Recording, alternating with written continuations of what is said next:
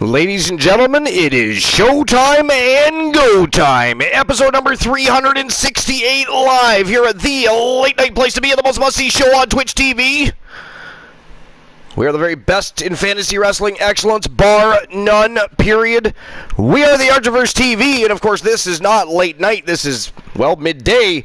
Second day in a row. Doesn't ever happen, but it has happened and is happening for the second day in a row. We are going live with a special event. We're going to kick things off with a six-man elimination royale. It is for the North American YouTube Championship. And then afterwards, we are going to have ourselves a Gold Rush tournament. It is for the YouTube Internet Grand Prix Wrestling Championship, and is going to be an absolutely fire tournament. We're, of course, going to run down a list. We're not going to do any dirt sheets today because we'll save that for tonight's special broadcast. We have a very special broadcast tonight, and we'll, of course, talk a little bit more about that as the show goes on. But we're going to save the dirt sheets, of course, for tonight's show. But we do have a couple of lists we're going to run down, and, of course, I expect to be joined on the broadcast at some point by probably either Glenola or Boss Apollo. I'm sure they'll have things to discuss. But we're going to get started with a list right now. And the list we're getting started with, actually I do have two lists, as I said. But the first list is the 10 most important moments that shaped pro wrestling. Yo, Exile Jack, what's going on? Welcome into the show. Welcome to episode number 368. We're putting in some hours, Exile Jack. I got a fire show for this afternoon, and then this evening I have a very special broadcast, and we're going to discuss that a little bit later. But we're starting things off tonight with a six-man elimination royale for the YouTube Internet Wrestling North American Championship, and we have a Internet Grand Prix Wrestling Championship Gold Rush tournament that we're going to be getting to in just a little while as well. I was just going to run down a list. I have a top 10 list. Well, actually, it's not really a top 10 list. It's more of just a list of 10 moments or incidents that transpired that shaped pro wrestling history. And it's actually it's an article by Bleacher Report, and it was posted by Casey Mink. So there's 10 things that shape. Now, the other one I have, and we're going to save that for when we actually start the show. The other list I have is 10 of the craziest wrestling moments that ever happened. And that's an article by SportsZion.com by Israel Lutet. But we're going to save that for the show. The first one, again, is the 10 most important moments that shaped pro wrestling. So it's weird that they started it with this. Yo, Blind Locksmith, what's going on? It's weird that they started the list with this when it's, 10 most important moments, but I guess there's going to be some significance to this, I'm assuming. But anyways, number 10 on the 10 most important moments that shape pro wrestling is David Von Erich dies, and that was in 1984. Blind Locksmith says, first! Actually, Exile Jack beat you to it. Exile Jack was here first. Much to your dismay. So the average fan may not believe this today, but there was a time when the name Von Erich was at the top of the wrestling world alongside those of Flair, Hogan, and Rhodes. Specifically when you talk about wrestling royalty. Not only were the Von Erichs the first family of Texas wrestling, but brothers Kevin, David, and Kerry were three of the biggest stars in the wrestling world. Yo, Maze, what's going on? Stopping through to say what's up and got y'all hosted, watching my son right now. You got to do what you got to do. The littles come first, as always, as they should. Family, work, education, always more important than being here watching the Archiverse TV. But when you have nothing else to do, it is the place to be. Right now, it is the daytime place to be. Tonight, it will be the late night place to be. In general, it's just the place to be, really. Just the place to be. Yo, Woozy! What's going on? What's going on, Woozy? Welcome to episode number 368. I know you weren't expecting this episode. I'm sure. Woozy hates when I don't tell him about things ahead of time. You hear his response? I was not. So, but I'm sure you saw the post for tonight's show, though. No, I did not either. No, okay, so that's on Discord. I did post about tonight's show. So, we're going to talk about that just a little bit later when a few more people get here. But there is a very special broadcast going down tonight at 10 p.m. Eastern Standard Time. And it's going to be a lot of fun. I have a fire show planned. I was up till about 5 in the morning preparing a video package and getting this show pieced together. So it's going to be a lot of fun tonight. And again, I've just got a little extra time on my hands right now over the next few days. And so I'm trying to utilize it to the best of my ability to help push our YouTube Development League and, of course, keep things going here on Twitch. Bring in some new viewers for both the Shark Tank and the Archiverse TV on Twitch TV. So, I mean, it's going well. People are having a good time. So, and today we actually have a YouTube Internet Grand Prix Wrestling Gold Rush tournament. Oh, nice. We, of course, the other day crowned an inaugural Grand Prix Wrestling champion in the YouTube League. It was Rowdy Roddy Piper. If you haven't seen that match, go watch it. Some of the best ever Lace Them Up were in that matchup. Rowdy Roddy Piper was the victor. He's going to be defending that title today in a tournament, a Gold Rush tournament. But first, as you can see, we're going to have ourselves a 6-man elimination royale.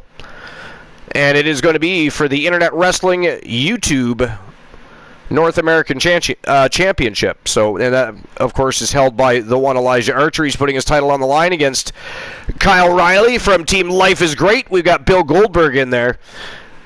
The Freight Train, Frank Miller, who's been absolutely creating a whirlwind in all divisions across the board lately. He's been winning titles and laying waste to the divisions. Crazy. Doctor of Thugonomics, John Cena, and of course the Viper, Randy Orton, partaking in this Elimination Royale. But what we're doing right now is we're just running down my first, so we're not doing the dirt sheets till tonight. That is for this evening's broadcast, as always. Okay. So I have a list I'm running down right now, and it's the 10 most important moments that shape pro wrestling. Seeing how I just got into it, it's number 10 is when David Von Erich died in 1984. And what it is saying is that the average wrestling fan may not believe this today, but there was a time when the name Von Erich was at the top of the wrestling world alongside those of Flair, Hogan, Rhodes, wrestling royalty. Not only were the Von Erichs the first family of Texas wrestling, but brothers Kevin, David, and Kerry were 3 of the biggest stars in the wrestling world. David died in 1984 amidst mysterious circumstances in Japan, with the official cause of death being a heart attack brought on by serious intestinal problems. However, others, most notably Ric Flair and Mick Foley, claim he died of a drug overdose. Within a decade, 3 other members of wrestling's first family would fall victims to substance abuse and take their own lives, ending one of the wrestling's greatest, what might have been, stories.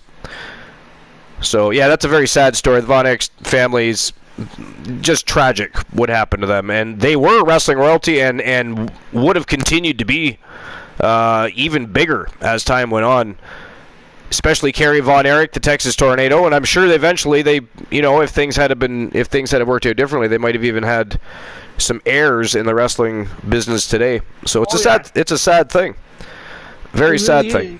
Yeah. So, but number 9, WrestleMania 3. Which is 1987. So if there was any doubt of how big wrestling could become in the United States, WrestleMania 3 answered that question. A sellout crowd of 93,173, an indoor event record, packed the Pontiac Silverdome to watch the official crowning of Vince McMahon as the King of American Wrestling. The biggest match on the card was the Hulk Hogan Andre the Giant main event. However, the entire card was strong, and the Ricky Steamboat Randy Savage match is a classic among serious wrestling fans in that event.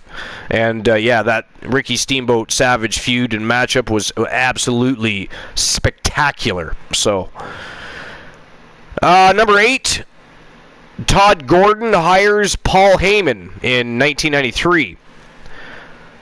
So Todd Gordon owned a small NWA-affiliated promotion based out of a rundown bingo parlor in less than a reputable area of Philadelphia when he hired a washed-up WCW manager to work with his talent.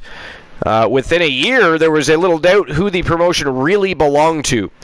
Quickly, ECW became a haven for wrestling misfits. Sabu, Mick Foley, head cases Shane Douglas and Raven, up-and-coming stars RVD and Eddie Guerrero, has been Terry Funks and Neverwhere's Steve Austin, of course, were there.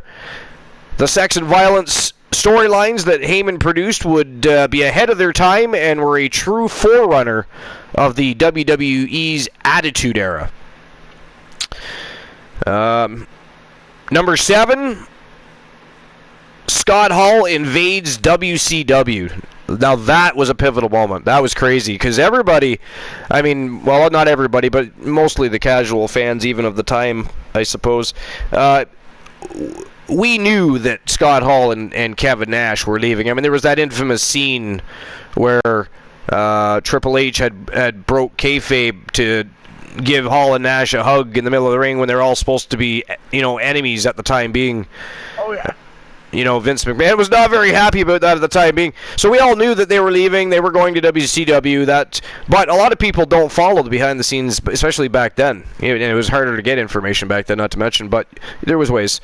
And especially if you're collecting magazines, they always left like little Easter eggs and stuff, or what we now call as Easter eggs. You knew things were going to happen, right? But yeah, when there's a road, there's a way. Oh, yeah. So even then there was ways to find out information and follow things. But when Scott Hall went over to WCW, a lot of people thought, hey, WWE is invading WCW, and it actually created quite the storyline for the two companies, right? So it worked out well in the end. But it really was a very pivotal moment.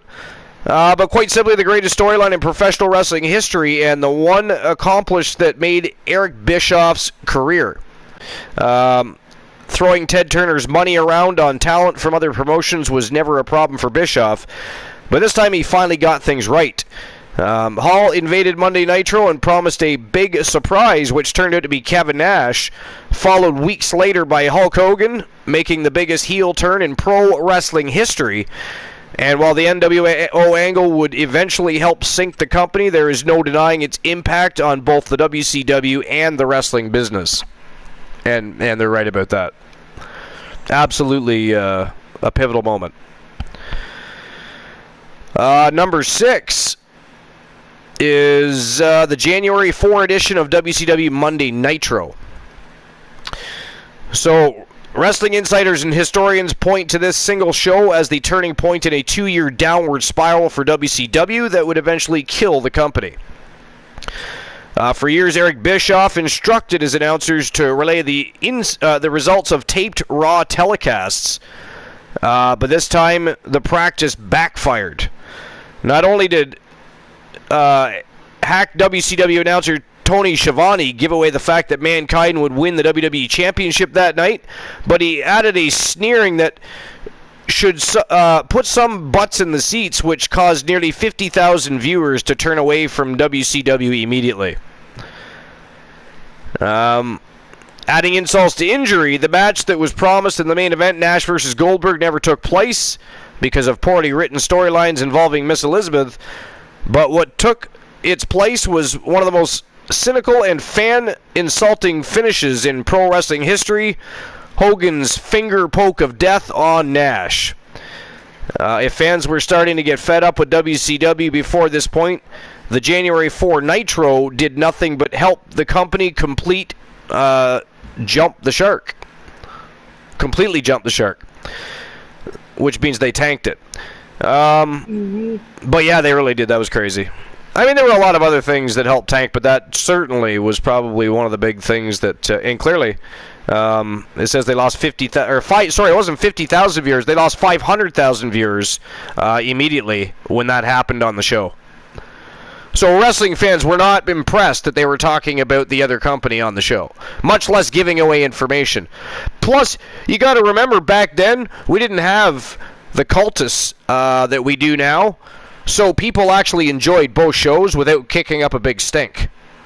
Were they shows they watched more than others back then? Yes, but they watched both. Real fans. Today we have casuals and real fans. It's something that happened over time. People stopped actually Well, and for good reason. I mean, for a lengthy period of time, pro wrestling was pretty stink, so it just lost viewership, it lost attention, it lost, it didn't give people a reason to invest. Therefore, we didn't have any real new, what you consider a wrestling fan base coming in. You had people that watched it here and there, or watched the dirt sheets and clips, and so they only knew what they saw and read, and which wasn't very much, right? And that happens over time. But yeah, so I mean, there was a lot of different things that went on, and that was definitely a big thing that helped tank their company. But so number 5, the NWA is formed, and pro wrestling finds home on TV. That was 1948. The formation of the National Wrestling Alliance took the business from a ragtag group of regional promoters and created a cooperative where territories shared talent, resources, and had a common champion. Yo, Boss Apollo, welcome to the show. How y'all doing? Good. I'm just running down our first list of the night before we start our show. I don't know if Woozy has a list yet, and I'm not sure. You have a list already, and I'm sure Boss is probably looking for one. But hey, Woozy, did you got a suitcase full of lists like Granoda? No. Nobody has. Mine. Yeah, nobody has as many lists as Granola. That is just insane. I think of mine on the fly. Yeah, me too. So this would be the model of which pro wrestling would be ran for the next 35 years, where the NWA World Heavyweight Champion would be recognized as the true champion. Also, during this year, television became more available with its storylines, charismatic characters, and fast-paced action. Wrestling was a perfect fit for the new electronic medium. And yeah, NWA was fantastic in that manner because, again, they did share resources, talent, and they had one common champion that went through those territories. You didn't have 2 and 3 different world champions on 2 and 3 different promotions that were all trying to be the top promotion when really there was only one. Right? So that was intelligent to me, and it could still work to this day, but nobody, egos and other things come into play, and they just can't manage to do it anymore. They try here and there, but they just can't do it. They can share talent, but they can't share resources, and they can't share, airtime. Not very often. So, but yeah, that was another pivotal moment. So number 4, Vern Gagne screws Hulk Hogan in 1983. So, for decades, Vern Gagne was one of the most powerful men in professional wrestling. Gagne was one of wrestling's first megastars, along with Lou Thez, as well, respected trainer and the owner of one of the sport's biggest and best promotions, the AWA. In the 1980s, a struggling performer named Terry Bollea was looking for one last chance to make his name in the industry and quickly found stardom in the AWA. As Hogan's fame grew, so did his bank account, and the only thing he lacked was a title, which Gagne was withholding because in his old-school mindset, he believed that he should get a cut of Hogan's Japanese appearance fees and outside merchandising sales as tribute for a shot at the gold. Quickly, Hogan left the company and found his way to the WWE, where he would provide the mainstream exposure Vince Jr. needed to take his promotion national, and one of the promotions he squashed along the way was owned by Vern Gagne. But yeah, they very quickly squashed AWA, the American Wrestling Association. It was actually a pretty good territory, though. Number 3, the Montreal Screwjob in 1997. The story of the Screwjob itself has been discussed to death by wrestling fans far and wide. However, it's the impact that it's of great significance. For Shawn Michaels, it was a clear changing of the guard, where Vince was willing to turn his company fully over to DX, Stone Cold, and The Rock, fully ushering in the Attitude Era. For Vince, it gave him an opportunity to make himself part of the story, and as the evil owner, and making him into the perfect foil for the company's biggest future star, Steve Austin. Sadly for Bret Hart, it was the end of his career as pitiful booking. Both Hart and McMahon claim Vince said many times that WCW won't know what to do with Bret Hart, and injuries made his tenure in WCW a disaster. Finally, for Eric Bischoff, who 2 important lessons were learned. Simply buying talent for the sake of buying talent was a losing formula, and more importantly, Vince McMahon is always more dangerous when pushed into a corner. Yeah, that's true. Anytime Vince McMahon has ever been pushed into a corner, he strikes back faster than a viper. Except this time, But I mean, he's also 77 years old, so he's not. Probably doesn't have the same amount of fight left him, and he did especially when he knows he has the heirs to properly run that company, anyways. So, I mean, there's a lot of talk, even amongst some wrestlers. They don't believe that Vince is, not actually calling it. I don't believe he is. I'm sure he's got, I'm sure he's around and watching on and maybe even trying to put some input in. But with everything that's been transpiring, I mean, unless he took a 360, that's not him running things. I hate to tell you. Number 2, Ted Turner buys WCW in 1988. Turner always had a soft spot for professional wrestling because when he first launched his superstation, WTBS, it was wrestling that his biggest ratings hit. When the promotion was being ran into the ground by poor booking and Jim Crockett's wild spending habits, it was Turner who offered to buy the promotion and fold it into Turner Sports Empire alongside the Atlanta Braves and Hawks. After a few years, as a continuing money pit, WCW finally started showing some life by stockpiling talent such as Ric Flair, who was working for Vince at the time, Hogan, Savage, Lex Luger, Bobby Heenan, and later Hall, Nash, Hart, and Sean Waltman. When Turner turned over 2 hours of broadcast time on his TNT station to WCW programming, every Monday night, the war was on, and for much of the 5-year period, WCW gave as good as they got. Eventually, the merger of Turner merged with Time Warner, which merged with AOL, which was American Online, led to WCW's biggest ally, cheerleader, and financial backer to be helpless when a TV executive named Brad Siegel finally pulled the plug on the promotion in 2001. And yeah, that was actually what killed WCW, because, I mean, had it stayed with the regular parent company on its own, they likely would have just kept WCW going and tried to gain some of the financial downfall. But AOL got involved, and they were like, yeah, no, let's find a buyer. So, but, and Ted Turner basically at that point just went with it. So, however, make no mistake about it, without Turner's pushing of Vince McMahon, for better or worse, professional wrestling would not be the same product we see today, and that's true. That's true. I mean, it didn't explode into a global empire until after the Monday Night Wars. Pretty much. Yep. So, number 1, Vince goes national, and that's early 1980s. The story of Vincent Kennedy McMahon begins with his father, Vincent Jess McMahon, and his Worldwide Wrestling Federation. Elder McMahon was an old-school promoter who believed in the strict territorial boundaries and continued to play by the old rules even when his promotion split from the NWA in the 1960s.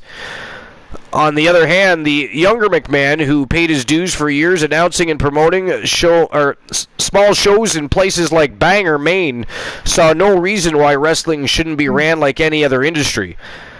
In 1982, Vince bought the company from his father and embarked on his plans of competing on a national scale. Not only were there other promotion territories not off limits for TV and house shows, but their talent was fair game as well. Soon, McMahon began expanding into places his father had never dared compete, such as the South, Jim Crockett's territory, in the Midwest, where Vern Gagne's AWA ruled. While Vince didn't earn many friends in the industry among fellow promoters, he set the stage where promotions either had to go big or go away. And with exception of Turner's bailout of Crockett's Southern stronghold, every other promotion did the latter. Simply put, without Vince McMahon's willingness to go national, wrestling as we know it would not exist. And I've said that how many times? Vince McMahon saved professional wrestling a long time ago. It would have died and went back to bingo halls and circuses, is what would have happened, right? You know, I mean, maybe someday it would have sprung to a national scene again and got more exposure and attention, but without that time period happening, it would have sunk into the abyss. At very least, went back to territories and wouldn't have the same national and global exposure it does today. So, but yeah, so that was the 10 most important moments that shape pro wrestling. And I'll just run down the list again. Number 10 was David Von Erich dying in 1984. WrestleMania 3 in 1987. Todd Gordon hiring Paul Heyman in 1993. Scott Hall invading WCW in 1996. The January 4th edition of WCW Monday Nitro in 1999. The NWA is formed and pro wrestling finds a home on TV in 1948. Vern Gagne screws Hulk Hogan in 1983. The Montreal Screwjob in 1997. Ted Turner buying WCW in 1988. And Vince going national early 1980s. And that's the first list. And my list is going to be one that Archer enjoys really, really much. Is that a Taco Boy list? Yeah, concerning AEW. Oh, is it really a Taco Boy list?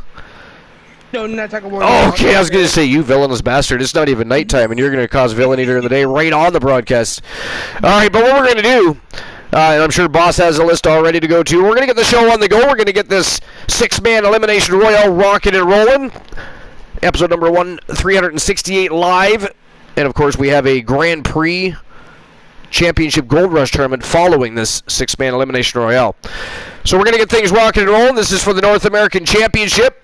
Again, it is Randy Orton, the Viper, taking on Dr. of Thugonomics, John Cena, Freight Train, Frank Miller, Bill Goldberg, Kyle Riley, and the one Elijah Archer, who's putting his title on the line.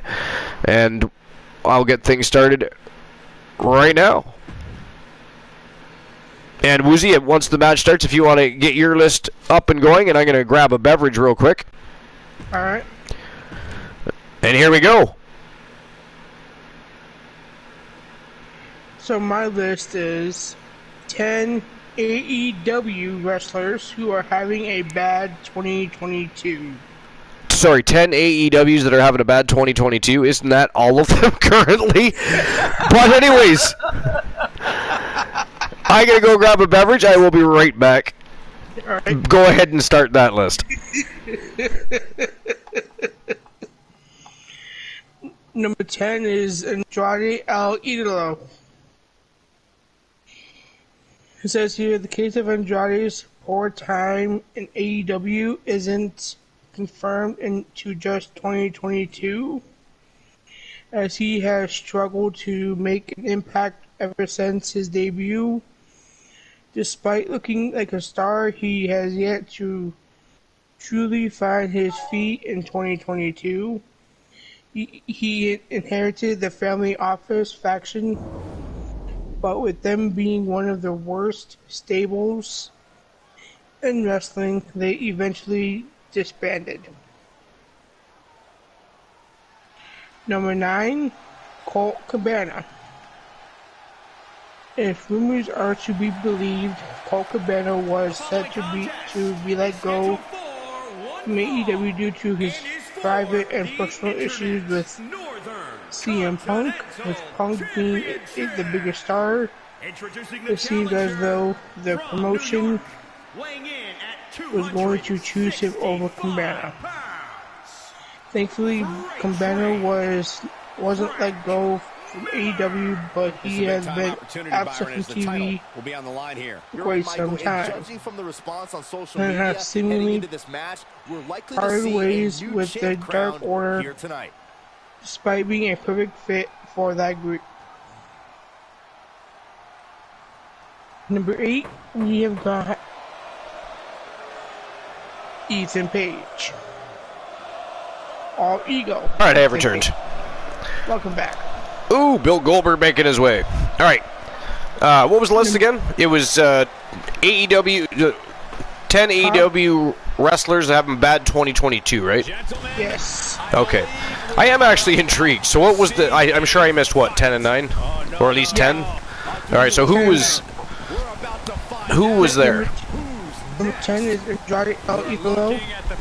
Who? Andrade El Idolo. Oh yeah, and you know what's sad about that, man?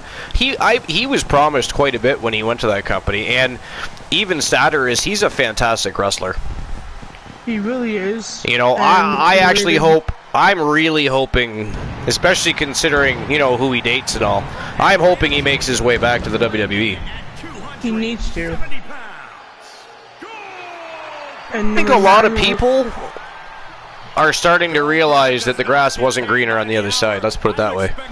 No, not at all. I would agree with you 100%. Goldberg about to explode. And number 9 was Colt Cabana. No. Prepared to make all the doubters eat their words. I don't get Colt Cabana. I'm not saying that he's not actually fairly entertaining once he gets in the ring, but I've never, do you? Believe it or not, before AEW, I never heard of him. Oh, okay. Does anybody else get Colt Cabana or even know who he is for that matter? I mean, because there's things that have transpired that prevented him from being in the WWE and everything else. Not really sure what that all entails, but I know there's things. But you never heard of him? Okay, see what I mean? But yeah, I just didn't get Colt Cabana. And now number 8, it is Ethan Page. Ethan Page. He's with the freaking whatever that faction is. With that numbnut of a manager. Yep. It says here they're not denying the talents of Ethan Page, and when he manages to get some time on the mic, he always delivers. However, his promo opportunities are few and far between, and in 2022, he has been nothing more than a background character to both Dan Lambert and Scorpio Sky. That is so true, though. Yeah. Scorpio Sky is always the head honcho. John Lambert is a dipshit numbskull that nobody likes. I mean, I don't disagree, no.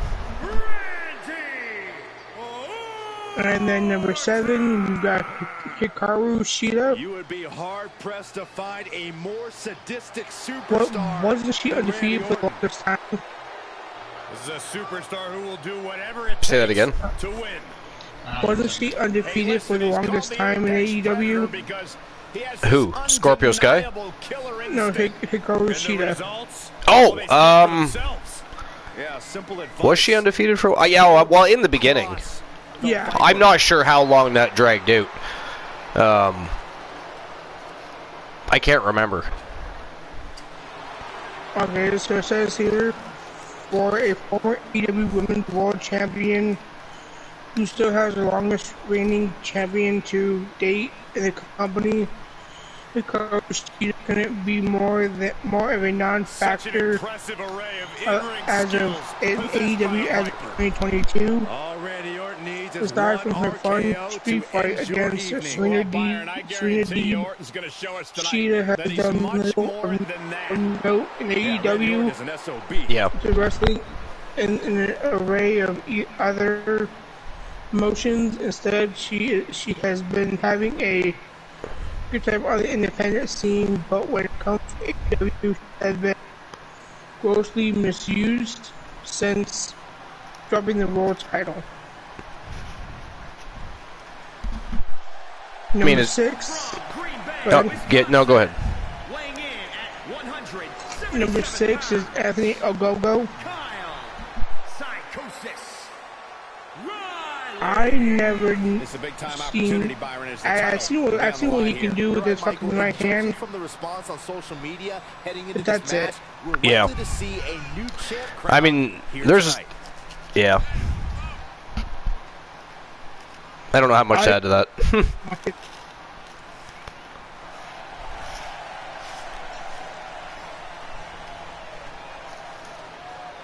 What about you? What's that? Do you see much in Anthony Ogogo? Well, that's what I said. I don't really have much to. I don't even really pay much attention. Do you? No, I don't. No, yeah.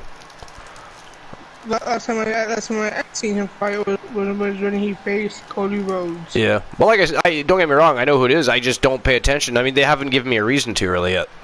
No, they really haven't. That's why you see some, even though they're, hiring talent, you see some talent getting released lately. Hey, did you see that they're, now we talked about it during yesterday's show. Funny because Cool posted in the Discord. We had already talked about it on the broadcasts. But they're rebranding NXT UK to NXT Europe. I saw that in Discord. That's Yeah. crazy. It is crazy.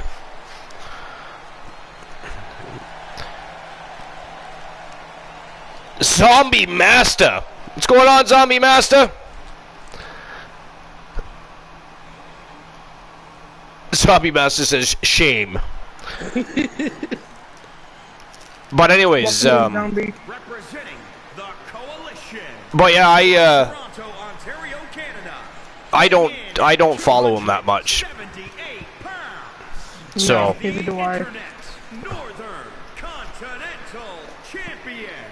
It says here last year it looked as though Anthony Ogogo was on the way to becoming a brand new star in AEW, with the former boxer having a unique look, gimmick, and award. However, he plummeted. That is true, he did. you know what's funny is so far they seem to be listing AEW superstars that the only reason they're having a bad 2022 is because they're too busy with WWE superstars that have come into the company. You know what I mean? You notice that, boss? Yeah, like It's like if they weren't doing these things and they were still building the company that they once started building, some of these people not only might be having a better 2022, but we might actually know who they are. They don't have any household names. The only household names they have are the ones that Vince McMahon built, and that's crazy, right? That's crazy. yeah, exactly. Look at CM Punk. CM Punk came in there and automatically got title shots and Yeah. like, what about everybody else? Like build your people up first. Yeah. And why is Adam Page not still their champion? Yeah, for real. You know what I mean? There's a few different things I could point out, but yeah, it's crazy. But I'm just going to be a moment. Just going to run to the bathroom real quick because the bonus boy wants to jump in the arena shower. He doesn't want to stink anymore, apparently. So I need to go to the bathroom before he gets in there because God knows how long he's going to be in there. I mean, I don't even want to know, actually. So I'm going to do that, and I'll be right back. But, yeah, go ahead and continue the list. Alright. Yeah, Box, in my opinion, I think they should build their homegrown talent before they build. Yeah, I agree with you. The WWE superstars they brought up. I agree with that's like I agree with you 100%. I'll be mad if I've been in that's like if that's like you working for a company for 10 years and then this person just come in there and just automatic go above you. See, for example, Chris Jericho, the first ever AEW World Champion. Like, why? Yeah, for real. Like Chris Jericho came in there and automatically got risen to the top right. But what he should have did was he should have fought one of their people and pushed them to the top and make them win the ring of the championship. Instead of pushing. Go ahead. Yeah, instead of just pushing WWE superstars, they should have pushed their own people so they can be household names. Exactly. Also, look at Miro, TNT champion for the longest time. John Moxley, AEW World Champion. This is where desperation becomes a CM factor. Punk, see all former WWE superstars. There's only been 2 homegrown AEW champions, and that being Kenny Omega and Hangman Adam Page. Yep. Formerly AEW Tag Team Champions, which is like Why do they have to have the WWE stars as the world champions? Why can't they have their homegrowns? Like Luchasaurus, I see potential in him. Jungle Boy. Scorpio Sky, Ethan Page. All these homegrown, but yet they're using WWE stars mostly. Okay, I have returned. Games. I wanted to go through 0 to 8. What did I miss? Question. Resident Evil. Should I make a stream series or a YouTube video series? That's a good question. I say if you think about doing a gaming thing, I say Switch probably be your better thing. What you could do is you could do the stream on Twitch, and after that you could post it on YouTube and see which one get more views. That's a good idea. That way you can pick which one you want to do. That's what I did when I was streaming back in the day. That's a good idea, boss. But I mean, either way, we'll be there to watch that. Is the most important takeaway from this conversation. Yeah, Zombie. All you gotta do is make you a Twitch account. And make you a Twitch account, and then you can stream that way too. And Twitch is a good platform to switch anyway, which I think is better than YouTube. He's on YouTube now. Oh, okay. Yep. Well, you could do. Let's try YouTube first, see how good it go, and then you could just go to Switch also. And do YouTube just twice a month. I do Twitch twice a month, I mean. Yeah.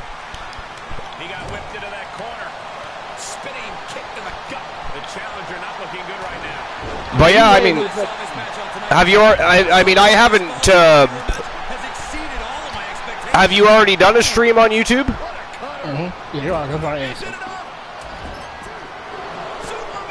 Which, by the way, we have to do a stream on YouTube soon ourselves. Now that more attention's being drawn. Especially like when Archer just got eliminated. That is ghastly.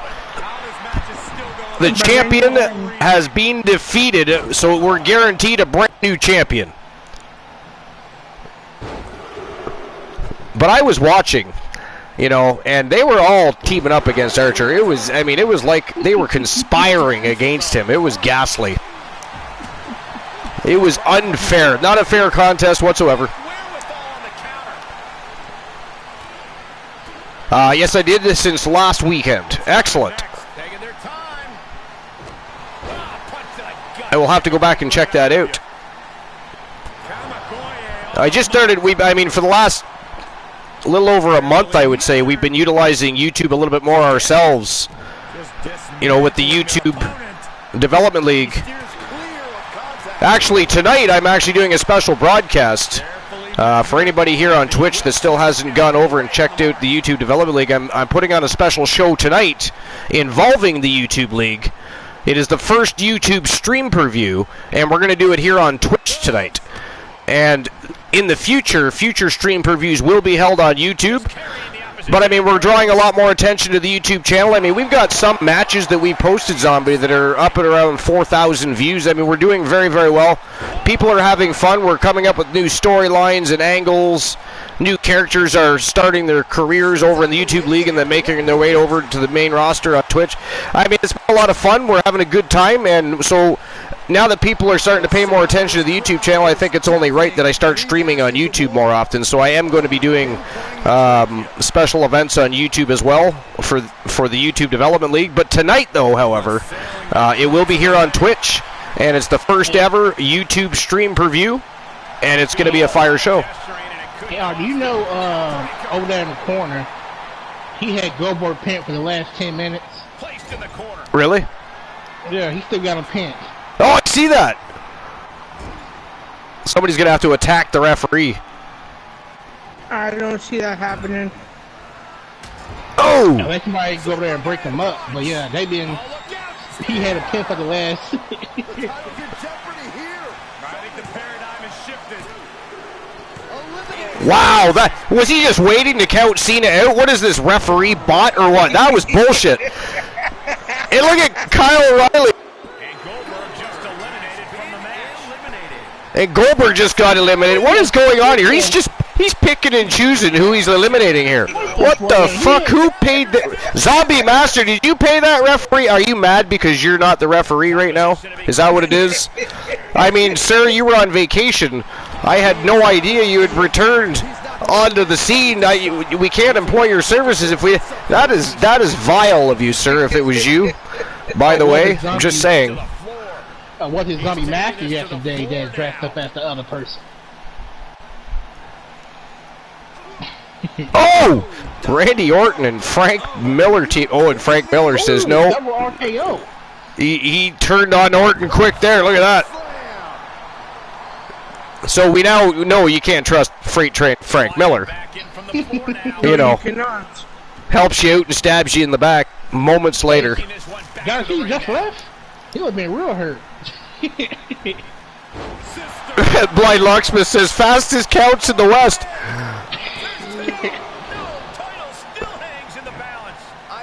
This is crazy.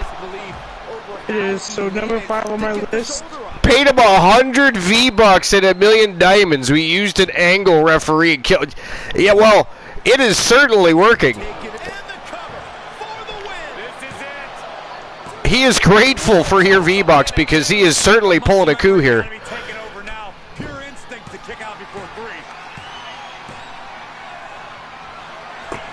Oh, Miller fights off the RKO. Oh, it's an AKO. Could somebody ban Archer, please, for saying those right? words?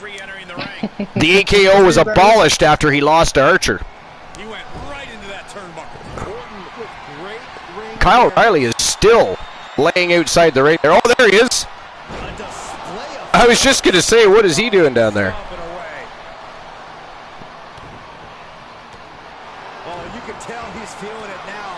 Oh, well, that was helpful. Riley handsprings right into a friggin' boot to the gut.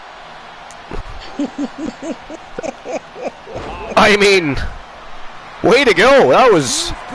Now, mind you, you know, he seems to be doing just fine. Oh, Frank Miller got right in the way of another train named Kyle Riley coming off the top rope. It is down to Riley and Freight Train Frank Miller. This is crazy. Brutal stop to the body and just getting started. Look at this brutality. This is how you torture your opponent. The AKO was abolished. No, it was not. The RKO was abolished. How dare you? Oh my God. I know you know what? AKO, it's daytime, but AKO the Blind Locksmith. Happy to get you know, it's hey, it is not our fault he showed up during the day. We did not ask anybody to be here. We just started up a special event. We're going to run a tournament and have a good time. It is not our fault. Our scheduled show is tonight. How dare he try to stir the pot early in the day? So because you had to do that, Lock, I had AKO your ass. AKO. Unbelievable how this one is still going on. So anyway, oh, busted. Riley open. How far did you get on your list? I'm at number 5. You're at number 5, yeah. This match kind of caught all of our attention. Yeah, the villainous referee, for the most part. The Zombie Master apparently paid. Yes, after this match, I'll finish up my list. My question is, who do they want to win? Or is this just the two they wanted to see fight? I don't know. Here he comes, sliding back in. Fight to the death. How dare you try to pin or submit? Kick right in the face. Zombie, who's winning? You pay the ref, so you know who wins. So who wins? The Zombie's just laughing because the referee's doing his bidding. I can just hear him sitting in his room at his computer desk, giggling, thinking, "Are you not entertained?" We are not, because Archer got screwed. Thank you. Zombie Master, how dare you? Kyle Riley picking up the big W and becoming the new Internet Wrestling North American Champion. From Team Life is Great. Congratulations to Team Life is Great. I mean, he happened to win a title that somebody got screwed out of, but whatever. Whatever, you know, we're not... It's a beautiful championship victory. Riley worked hard during the screw job. What? It was screw job. I mean, paid referee, people teamed up on... I mean, so now I'm wondering, though, did he pay to pick and choose who won that, or did he pay just to have Archer eliminated? Or both. Lucy agrees with screwing you over with a bad idea. That was ghastly. What a terrible thing to do this early in the day.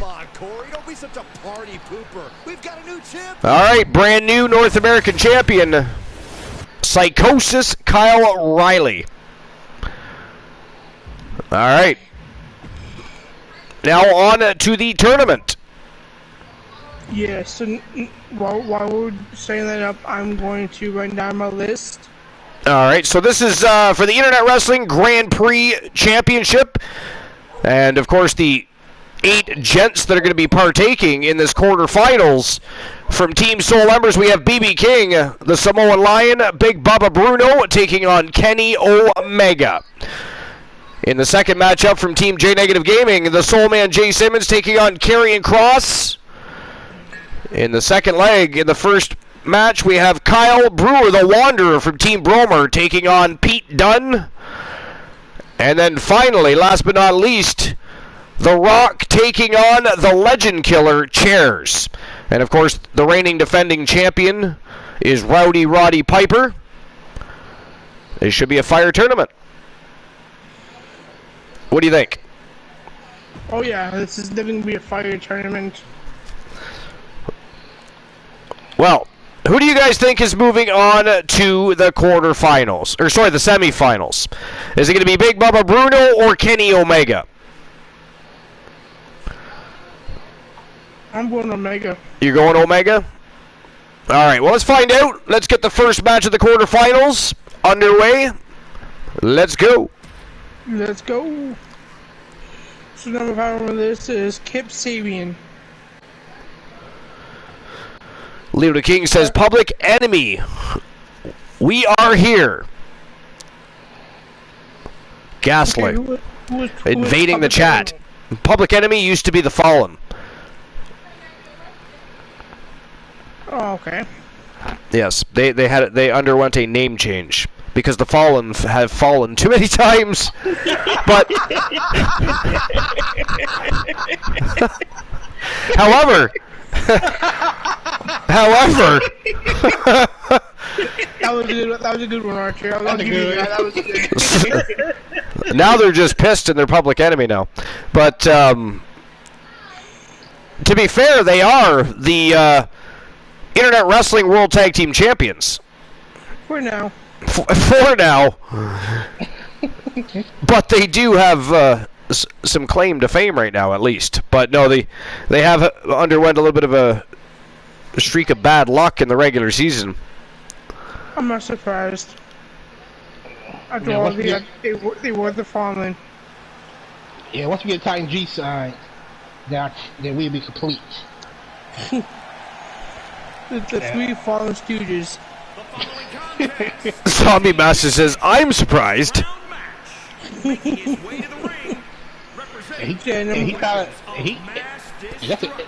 like a challenge to me.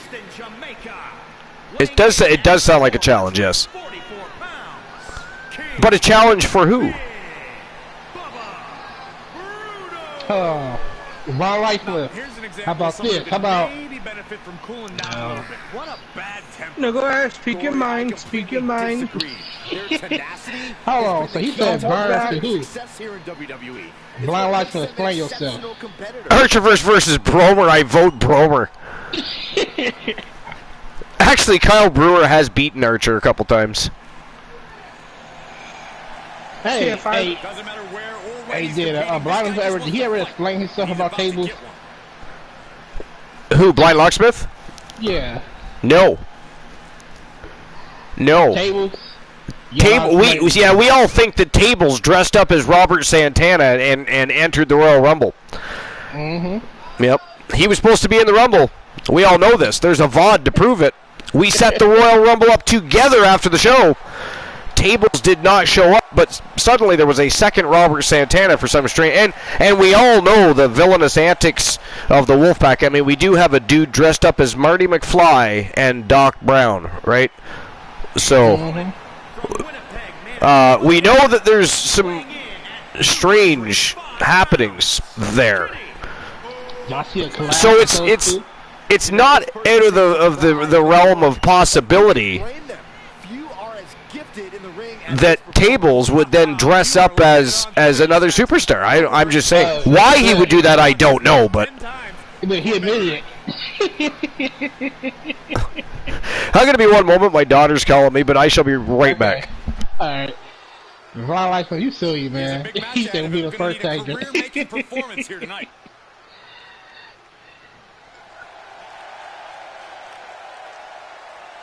He said we'll be the first time.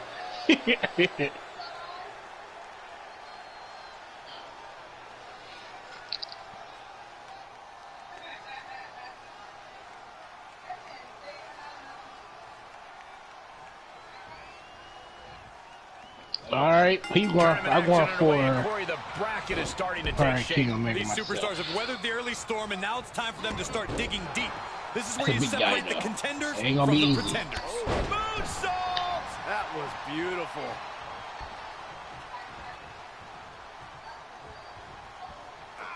He takes control.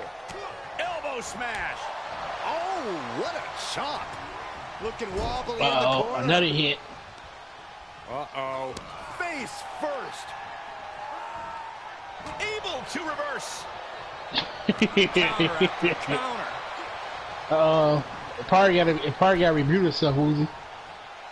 Makes him pay with a counter. Oh, Thunder. Oh, okay. Oh, look at this. Slapping them around. That's Thunderstorm. not it. I dare the Thunderstorm cut your internet off.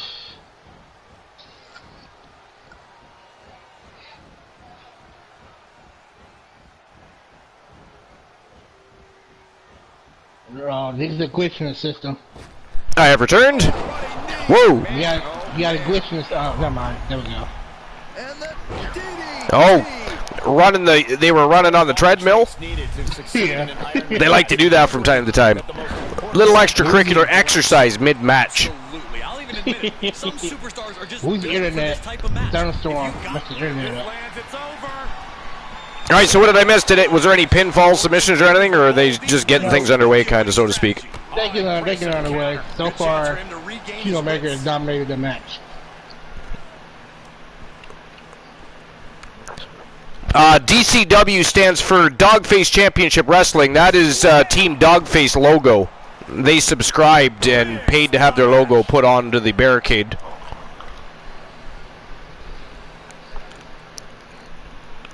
Donkey Cranky Wombles. What?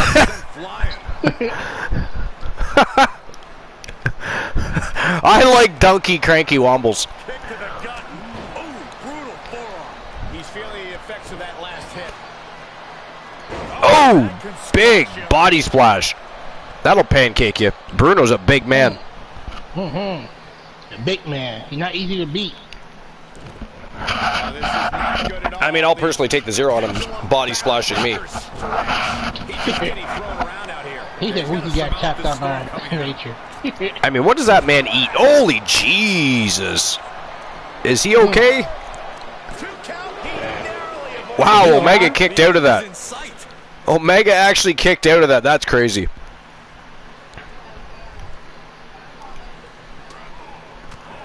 Oh, Uzi lost his connection. By Mother Nature. Yeah. Why, has he got a storm there? Yeah, he got storm where he at. He got storm. Yeah. Hopefully don't come our way. Storms and electronics don't mix. Sure don't.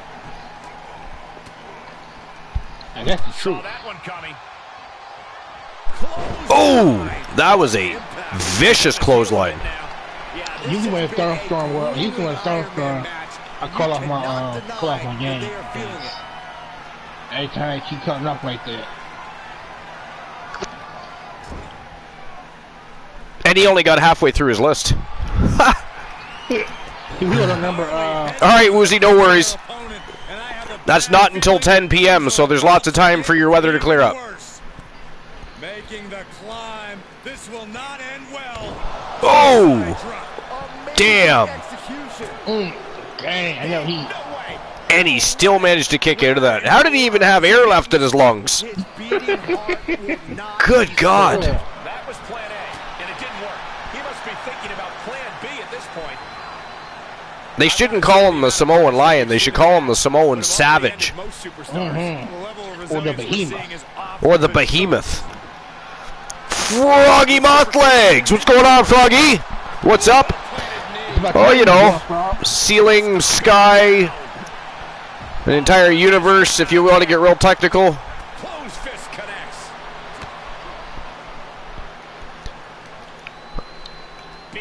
TBS says, about time, honkies! Hey, Froggy Moth Leg, do you like frog legs? Frog legs aren't too bad. If they're cooked right. Yeah, they cook right. Yeah, for sure. Yeah. Both legs trapped. Oh! And they, Oh, that man is never going to have children. Did you see that? That was ghastly. he never have a kid. Goes under the ropes to get back. Froggy says, I always want to get technical.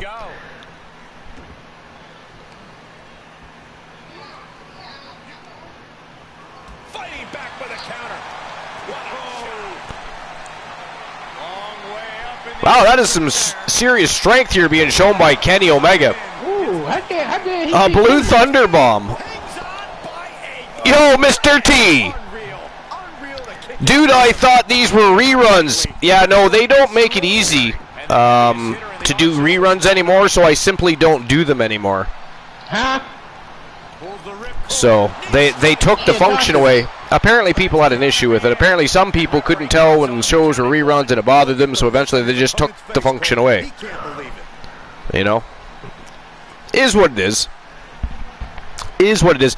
So anyways, yeah, my missus is gone for another 7 days, and I had a little extra time to play with, and things have been going very well with the YouTube Development League, going very well here on Twitch, so I decided to devote a little extra time over the next few days, and we've had a few extra streams. I've got a special stream scheduled for tonight at 10 p.m. Eastern Standard Time. We're going to have our very first YouTube Development stream preview, but it's going to be here on Twitch for the first time. That way anybody that hasn't already had the experience will see what it's all about. I'm literally going to showcase every single championship in the YouTube Development League, so it's going to be a fire night of action. And right now we're having a tournament for the Grand Prix Wrestling Championship, which is a championship originally won by Rowdy Piper. We started the division off with immediate prestige and had people like Randy Macho Man Savage, Big Papa Pump, Scott Steiner, Hulk Hogan, Ric Flair, people like that, best of the best that ever stepped in the business, that fought over the title for the first time, and Roddy Piper ended up winning. So that is what this tournament is about. It is just getting that championship cycling, and Roddy Piper is going to defend against the winner of the tournament. So, but yes, not a rerun, Mr. T. And in case you had any doubt at all,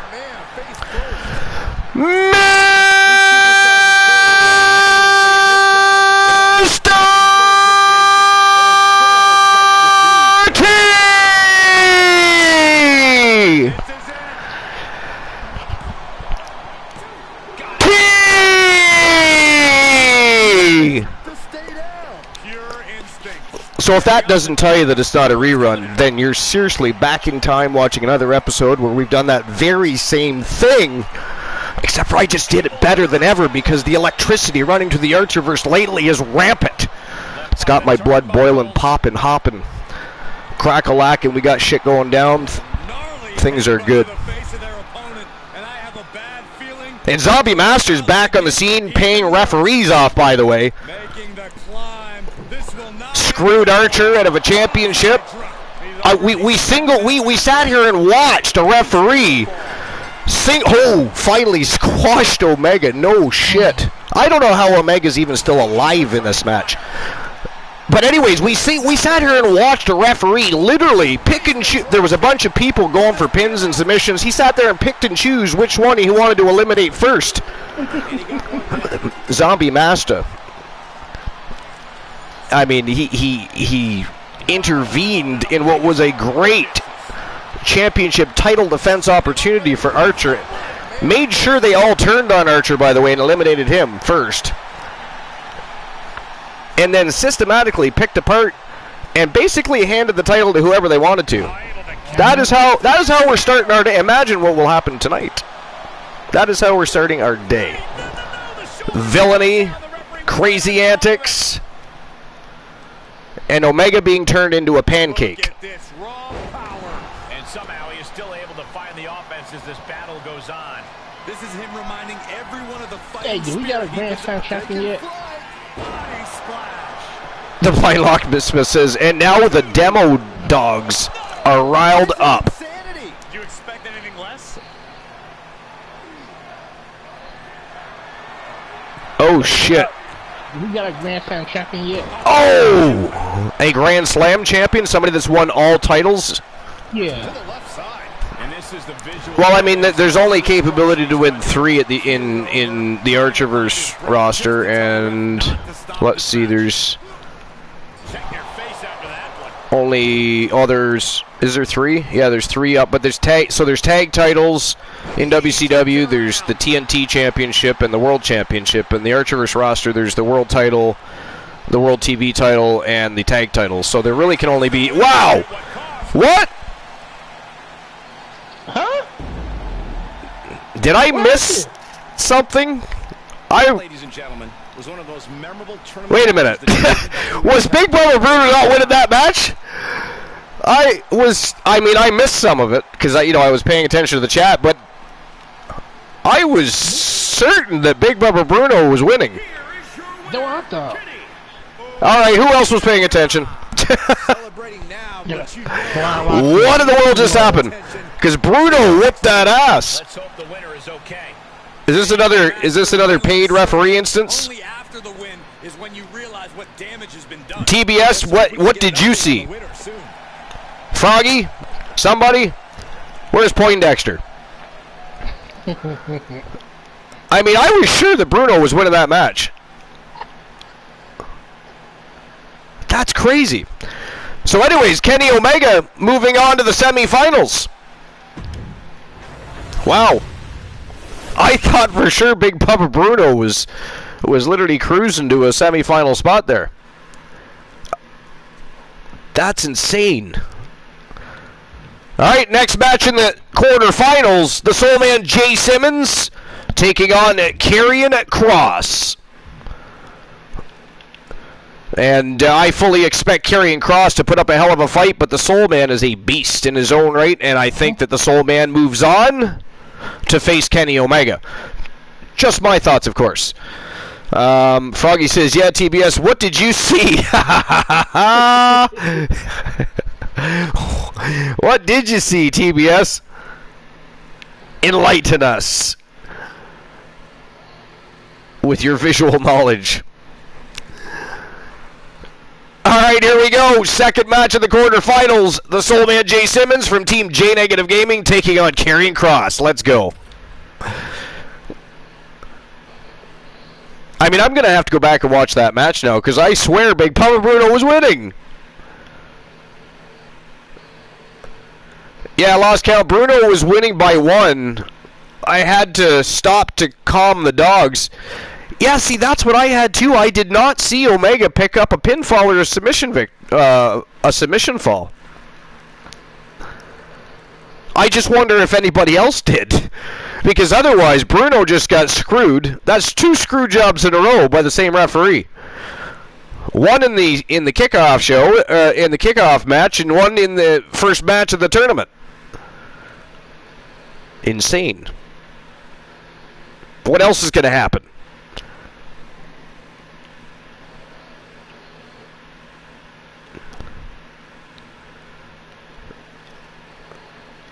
Leo the King says he got 2 pinfalls. Did he really?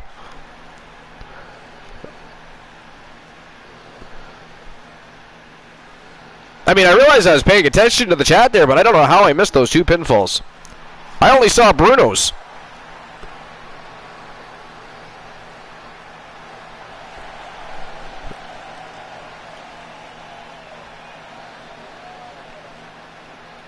All right, what do you think about this one? You got the Soul Man, or who do you think's what? I'm going with the Soul Man. You going with the Soul Man?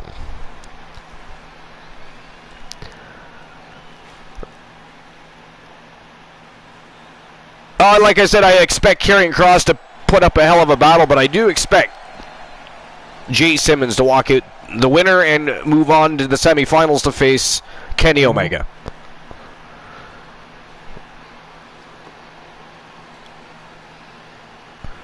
So Omega literally won 2-1. Crazy.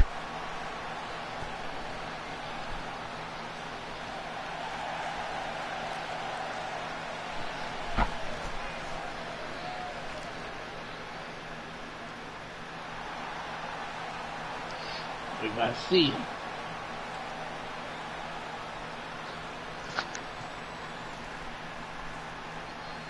Wow. Yeah, I don't know. Tyreek said, yeah, he got 2 pinfalls. Yep. Leo the King said the same thing. I don't know how I missed them. Me either. They must have been some quick pinfalls. I'll have to go back and watch the match.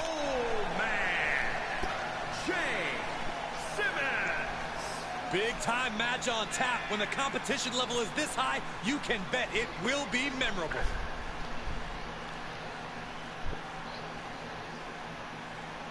I'm so used to setting up betting lines. Nobody's even redeemed anything. That's surprising. I know.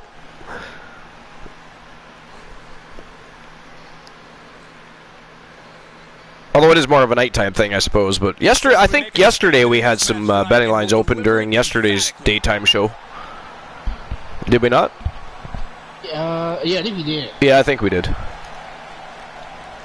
Froggy says degenerates.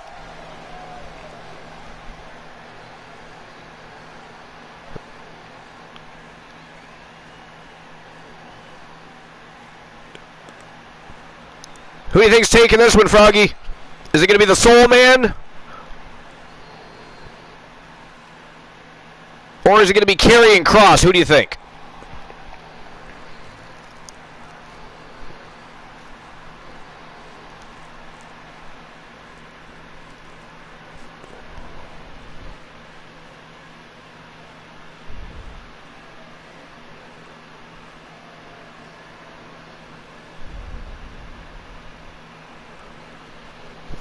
Speaking of Karrion Kross, making his way to the ring.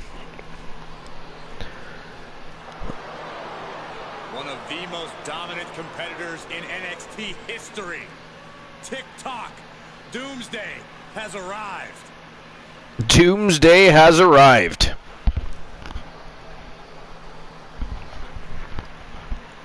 Froggy says, I hate to agree with you publicly, but I agree with your assessment.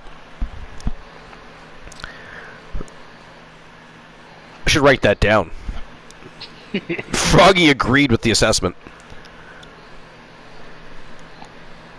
I was waiting for a but it didn't come.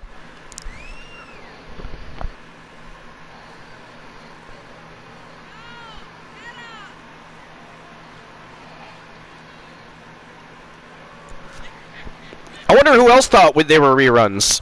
That's funny. Mr. T thought that we were a rerun. You know, I'm certain that he knows that we're not now. I hope so.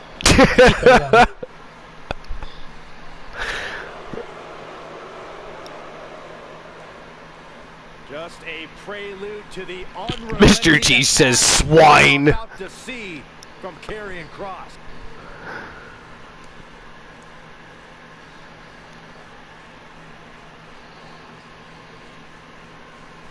All right, moments away. Let's see who's going to move on to the semifinals to face Kenny Omega. Karrion Kross or the Soul Man. The Soul Man's a multiple-time champion, including world champion, television champion, tag team champions. He's done it all. He is an OG of the Archerverse. Mm-hmm. This first round tournament match will help determine He won this. I won't be surprised. And no one wants to get knocked out this early in the tournament. So while this isn't the Now, each of the matches are, of course, under the iron to gold rule set. So 10 minutes to get as many pinfalls or submissions as you can each match. For those that don't understand what's going on, or for anybody that's newer to the Archverse and just hasn't asked any questions yet, you never do know.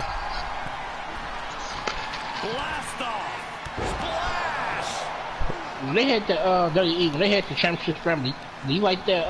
Do you like that match? Sorry, which one? When they had the championship scramble, do you like that one? When they had that. It was all right.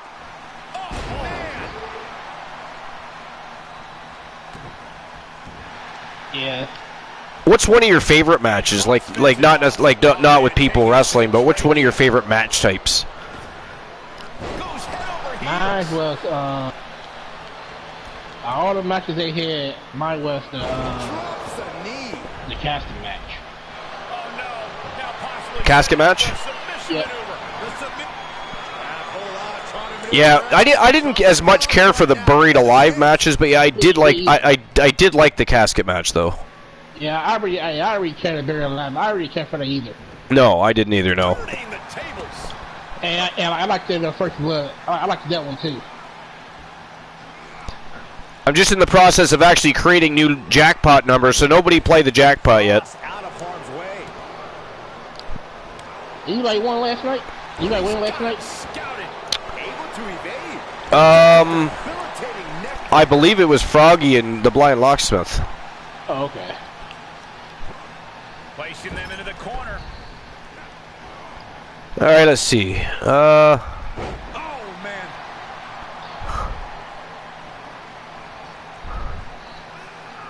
Powerless position to be in right now. Are you kidding me? Taking it outside the ring now. Just about done. There's some power behind that punch. Oh, and the rolling neck snap. This match's brutality starting to show on. And there's the cover. Oh, my God, did you see that? He kicked out. Oh, I just put in the wrong one. He slides back into the ring. Returning to the ring now. I'm just listing who won last night as well. Cross fires back. Ripping at the eyes. Oh, big boot. Hold on a second. You might be finding a submission hold here. I think he's about to earn this fall. The submission is locked in deep. And he's able to fend off what must have been a grueling submission. All right, there we go. The jackpot numbers have been reset, and of course, last night, Froggy Mothlegs won the championship matchup, and the Blind Locksmith won the Channel Redemption Reward. Climbing up to the top now. It's actually no longer a mid-card match, Froggy. It's just a TWA championship match of your choosing. The new numbers are 1, 2, 3 for the Channel Redemption Reward. And Cross evades that. And to win a TWA championship match is 4, 5, 6.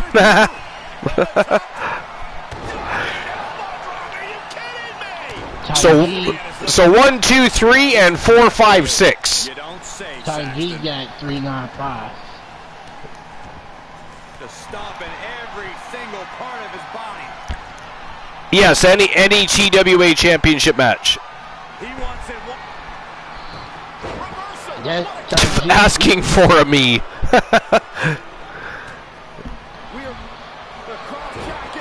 Ty G, I see you got 395. 7-7-1. Unlucky. He can't afford to be down a fall. Hang on. You see Ty G number? What's that? Titan G, he got 395. He got 395? Yeah. He switches it back around. That's not close enough. This is gonna Nope. hurt. Cross with the Duke. Not close enough. Here he goes for the win. By the way, what was your list? How is that Oh, not three? it was, mine was the top 9 spears.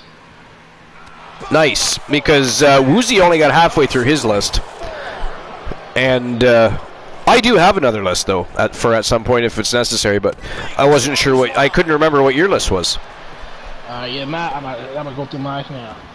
His aggression just Mine was 136. So Leo the King is close to the channel redemption reward. live and get a point.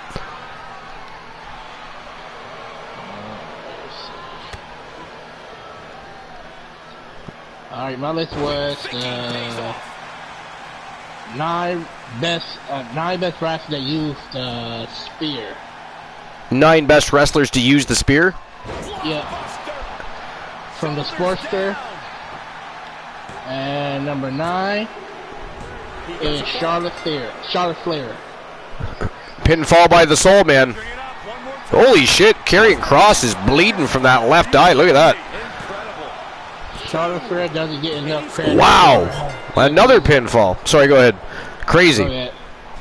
It's a Charlotte Flair doesn't get enough credit for how good she is in the ring. Her matches are top notch. She's good on the mic, and she has a great mindset of the business. Along with Knocker Selection, Big Boot, and Figure 8. Like the Queen also has the spear and Ashura moves. Okay. Number 8 is the Big Show. I forgot the Big Show did his spear from time to time. He did. Yeah. The Big Show is currently known under his real name, Paul White. Did a good job of making the spear look painful due to his incredible size. A 400-pound plus giant spearing a average competitor would currently bring the match to an end. Also, his pro wrestling didn't always happen. Yeah. TBS says, Cross, you haven't disappointed me yet, and you better not start today. TBS, have you been hanging out with Christian Cool? Do you have a beef with Team J Negative Gaming now, too? I knew number 7 was Big E. I knew he used a spear. TBS says, that's not a spear, that's a ballista bolt. Big E performed a spear very different from the other men in the race. While they normally did the move inside the ring, Big E always landed or outside the floor.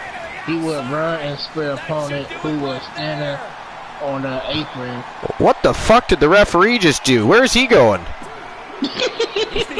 What the fuck? He just jumped into the crowd to make that pinfall. What is that? And now he's moonwalking.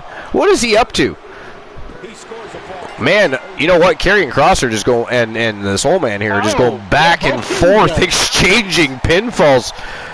I think the Soul Man's ahead, though. TBS, is the Soul Man ahead by 1 right now? Oh, that was vicious. Number 7 is Edge. These guys are going to fucking war.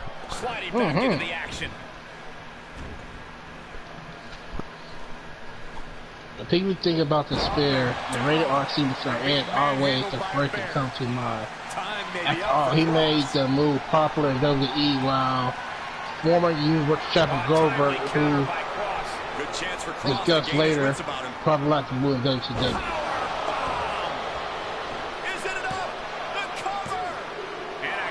Oh, he kicked out.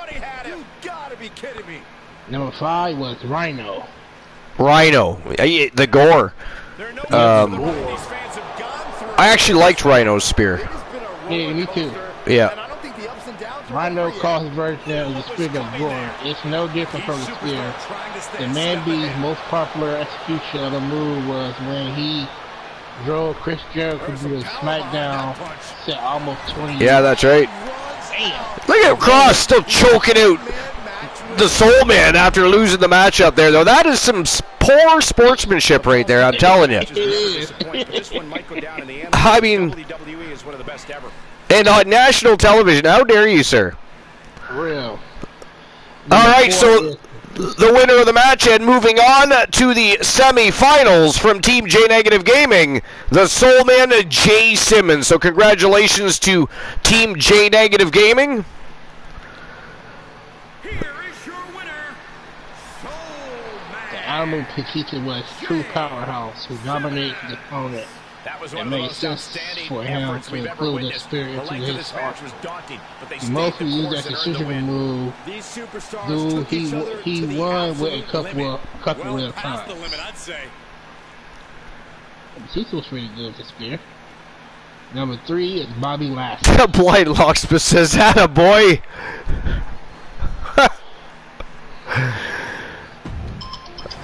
All right, on to the next matchup in the quarterfinals. We now have our first semifinal match built. Kenny Omega will be taking on the Soul Man Jay Simmons. And now let's find out who is going to make the semifinals for the second leg. And of course, the first match is the Wanderer Kyle Brewer from Team Bromer taking on Pete Dunne. And this should be interesting because they both, I mean, they call him the Bruiserweight for a reason, and they both have a very similar mindset. They have very similar styles. Now, Kyle Brewer does like to high fly a little bit more than Pete Dunne does, but this should be a very interesting matchup, actually. Yeah, very. Yeah. But that is the next match of the evening. Let's find out who's moving to the semifinals. Will it be the Wanderer Kyle Brewer from Team Bromer or Pete Dunne? Tough one for me. I want to say Kyle Brewer right off the hop, just because, nostalgic purposes alone, probably. But Pete Dunne is no joke and should not be slept on, though.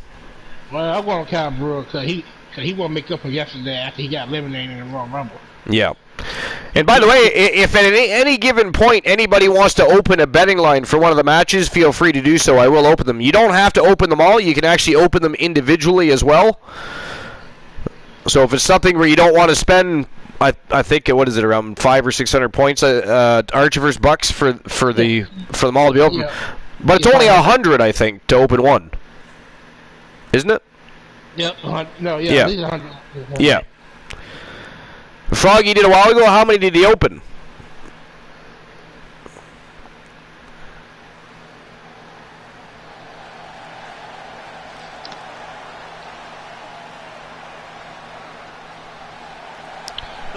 He opened them all? All right, I'll open them right now for this one. Round match. Making his way to the ring, representing the order. Just give me a moment. Unknown.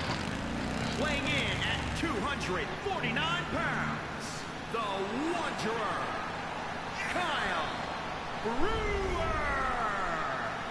I can't watch this entrance. I heard this one backstage talking up their own work non-stop. Well, why don't they get in the ring and prove it, huh?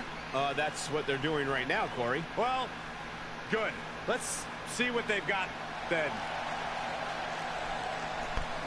Oh, and he called us all degenerates, right? Okay. Yeah, I somehow missed him slip in the betting lines, though. Know the meaning of the word quit. He is ready for battle.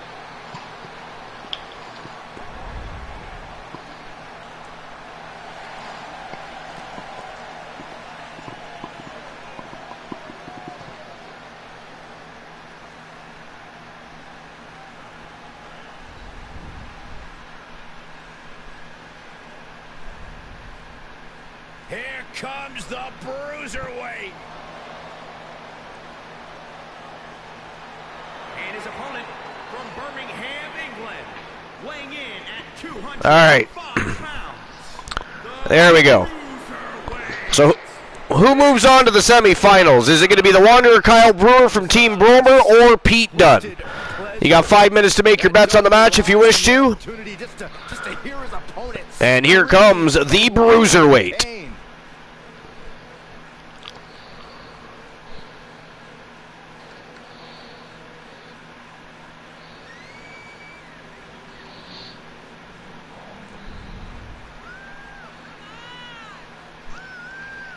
Yeah, I don't know. I mean, like I said, right away, I instinct says to bet for Kyle Brewer.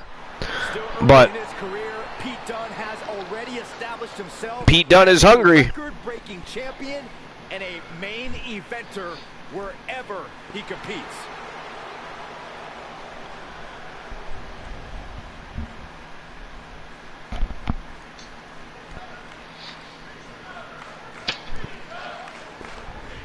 I don't know, what do you think, boss? You think Pete Dunne has a chance to beat the Wanderer here? Yeah, I think so. You think so? Yeah. It's hard to bet against either one of them. Yeah, it is. What's the biggest risk in a falls count anywhere match? I'd say a false sense of security. Oftentimes in a standard match, you can roll out of the ring when you're in trouble, but that's not the case here. He does not an easy opponent either. Here we go. Pardon me? Paid for that one. I said Pete Dunne, he's not an easy opponent. No, not for anybody, no. Oh, what a kick to the face. Oh, my God. And Brewer is already flying all over the place. Already. Hey, he got a lot of air on that one. If this lands, it's over. And he fast. Wow. That's it. Uh-oh. Takes another Dang. trip to the 450 splash. He's off once again. And that's what I meant. Like, they have similar styles, but when it comes to the high flying, Kyle Brewer definitely tops Dunne in that department. But Yeah, he do. Kick all the way to the outside. Climbs back inside. I agree. Set up. Yeah, Pete Dunne lifting him up. oh, Boom. Sit lift up, power bomb. Hammerlock.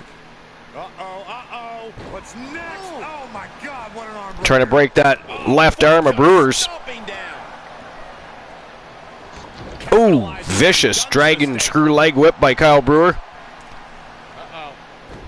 Targeting a body part. So far, nobody's had the upper hand at all. Nobody. And now, mind you, we're only a minute and a half into the matchup, but it's definitely been a back-and-forth struggle. Wrist lock applied. Oh, man, look at this power. He's Wow, doing some good a hits. standing shooting star press. Two. No, he pops the shoulder. His agility is amazing. The T clearly setting in. And here he goes again. He's going back upstairs. And this is what I was talking about. And Pete Dunne, he is one of the best, but you got to try and somehow get around that high-flying viciousness of Kyle Brewer. Mm-hmm. Samoan driver. That has got to be it. He's stuck. And he is going back upstairs again. Pick your job off the floor. Oh, went for a 630 senton. Buy you some valuable time. Ended up landing on the shins of Pete Dunne is what he did. Oh, he nailed the Pele, though. Pete Dunne just didn't move in quick enough. He's not moving fast enough to keep up with the pace of Kyle Brewer right now. Shooting star. Brewer's a freak. And this might not have a pleasant ending. Uh-oh. Oh! How did that feel? Here's a cover. Take that. Kicks out. What a match. Check. Amazing awareness by Dunne. He'll take things into the ring. Smart move. Gets back into the ring. Now.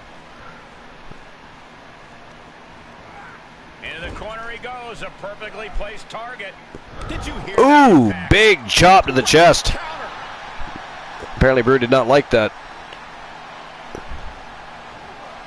Perhaps thinking about what to do next here. Down on the wind. Damn. Drops him right on his throat. Manages to escape it. Oh, perfect kick. He saw it coming. Pete Dunne trying to gain the upper hand. And you know what's next, guys? Oh! Cruiserweight down, maybe for good. That'll relocate some teeth. He starts it off. And there's the first fall of the match. It is 1-0 for Kyle Brewer. Right to the arm. Hyperextend your elbow. Is he just me or like maybe Kyle Brewer's got like ADHD or something? The man never sits still, does he? This could be it. You know, even when he gets knocked down, he jumps back to his feet, jumps up onto a rope or turnbuckle or some damn thing. He kicked out. Wait, are we sure that was not a 3 count? You can't count that high, Saxton, but that was one of the closest near falls you'll ever see. What is left in Dunne's arsenal to end this? The Bruiserweight has already fought with everything he's got. Pete Dunne very much still in it, though. And we still have a little over 5 minutes left of the contest. Dunne is so dangerous. What a battle we are witnessing.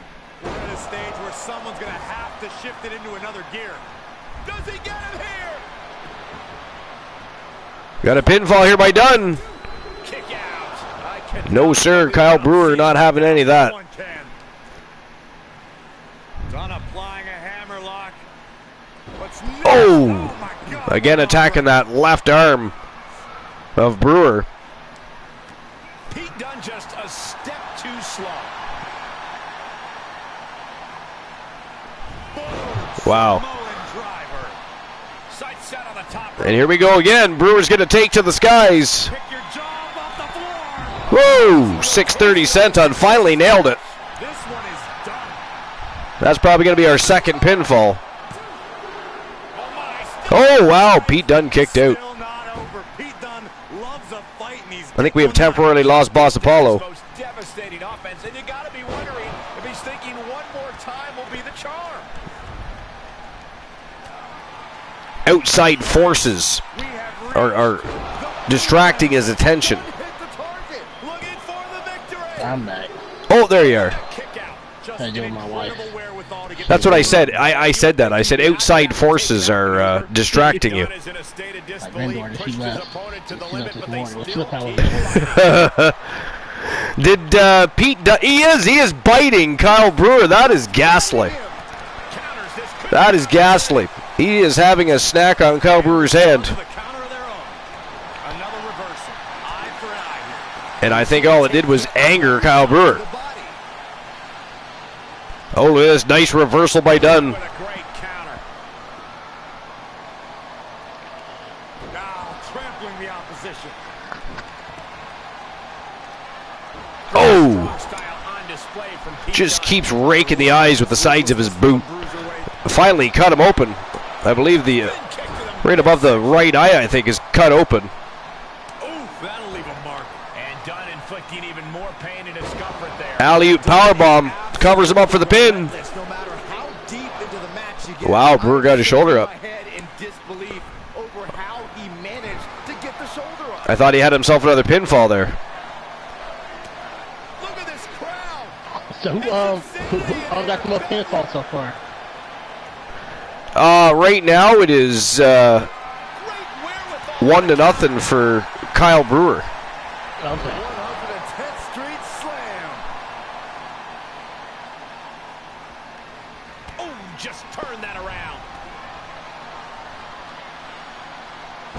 Powerbomb. Pete Dunne trying to make a comeback here, though. Able to sidestep it Brewer just keeps coming at him, though. to the body. From land and by air. Great job seeing Dunne coming. Lands a body shot. Oh, nice. The opponent. I don't like the look in his eye. Pick your job up. Here we go again. And another 630 Senton. This is his chance. Will he seize the moment? And now it is 2-0 for Kyle Brewer. Oh, to the arm. Terrible. Oh, he knew what was coming. Look at Dunne gouging the eyes. Oh, he stopped him right into the canvas. A little bit of ruthless aggression here from the Bruiserweight. And just getting started. Look at this brutality. This is how you torture your opponent. Here he goes with that left arm again. This is hard to watch. He's got a hammerlock armbar combination on here now. Into the cover. He scores. Wow, finally Pete Dunne scores a pinfall, so it is 2-1 for Kyle Brewer. Less than 60 seconds remaining, though. No surprise that what I we're doubt he witnessing pulled is it off. trending. He's biting him again. Why is the ref even allowing that? On the Richter scale.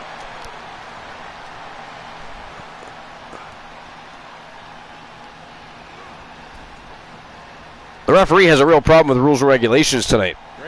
Or today. It's not nighttime yet. It is daytime. He's still not used to that.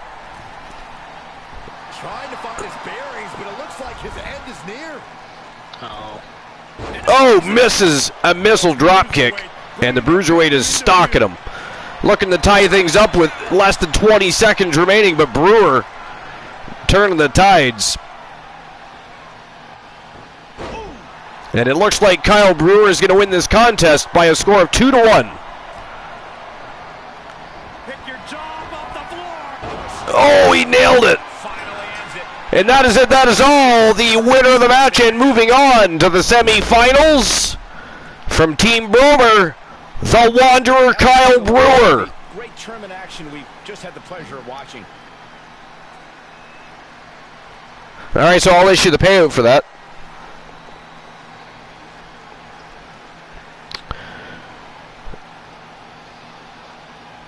Uh-oh. All right, the winner was Kyle Brewer. All right. So we now have 3 gentlemen in the semifinals. Who will be the final? Who will move on to face Kyle Brewer?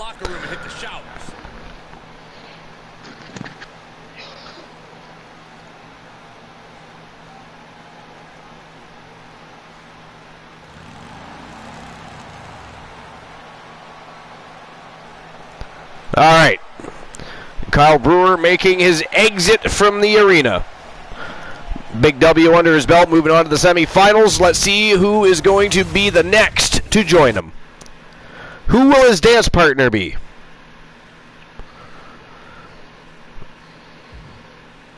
All right, here we go. The final match of the quarterfinals. It is the People's Champion, The Rock, taking on the Legend Killer, Chairs from Team The Blind Locksmith. And I'll get the betting line open for that right now. Give me a moment.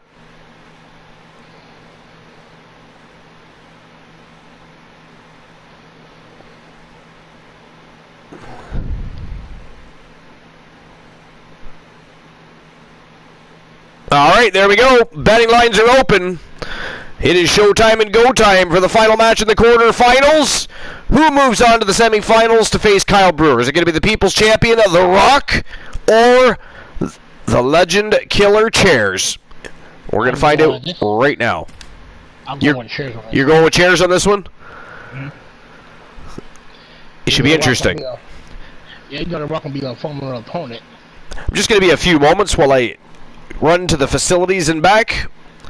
Feel free to continue your list, though, while I'm missing in action. Right. But I'll be right back.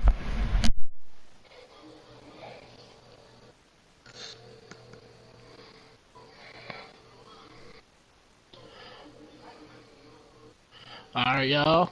Number 3 on the list is Bobby Lashley. Bobby Lashley had been using the spear for many years after he returned to the WWE several years ago. He traded his Dominator for the spear and his finishing move. He defeated stars such as Keith Lee, Roman Reigns, Randy Orton with the spear while using the Hurt Locker as his finishing move.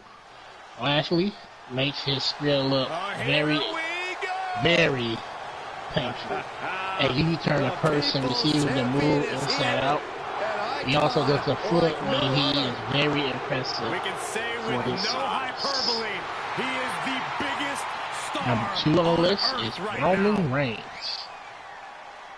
Without a doubt, he is the second best spear of all time, only behind one wrestler. And each other has a hard-hitting spear with an execute after his popular war cry. And usually takes one to get the job done. Roman Reigns is a former Grand football player. He knows how to do a proper tackle and looks painful receiving. He has defeated major names as Brock Lesnar, John Cena, Undertaker. The spear is something that not many people can say they ever done. And the one, we all know number one is Bill Goldberg. All the catchphrases aside, The Rock is And all finally, the business man tonight. with the best spirit in the history of the business is none other than WWE's Hall of Fame former. The Hall of Famer Goldberg, although he used it as a chicken move to get up, to set up for the jackhammer, Goldberg's spirit is still untouched. He did it with speed, power, and look like $1,000,000 all the time. He popularized the spirit in WCW, where he landed the company as the top star. Whenever Goldberg is about to perform the spear, the WWE's will keep the eyes focused on him, so they know what the outcome is. Goldberg doesn't have a lot of moves that as it only takes a spear and a jackhammer to get the job done. Hey, where's the horse? What are you talking about? On my list, y'all. The high horse this superstar always seems to be on. Did Jerry Lawler write that line for you? Yeah, I agree with that. Goldberg did have, well, in his prime, Goldberg did have one of the best spears in wrestling history. And we are set. First round matchup underway. The winner of this match moves on to the next stage of this tournament. Fought up an elbow. Good He might be small, but he has a hell of a punch. Rocked with the point of the elbow.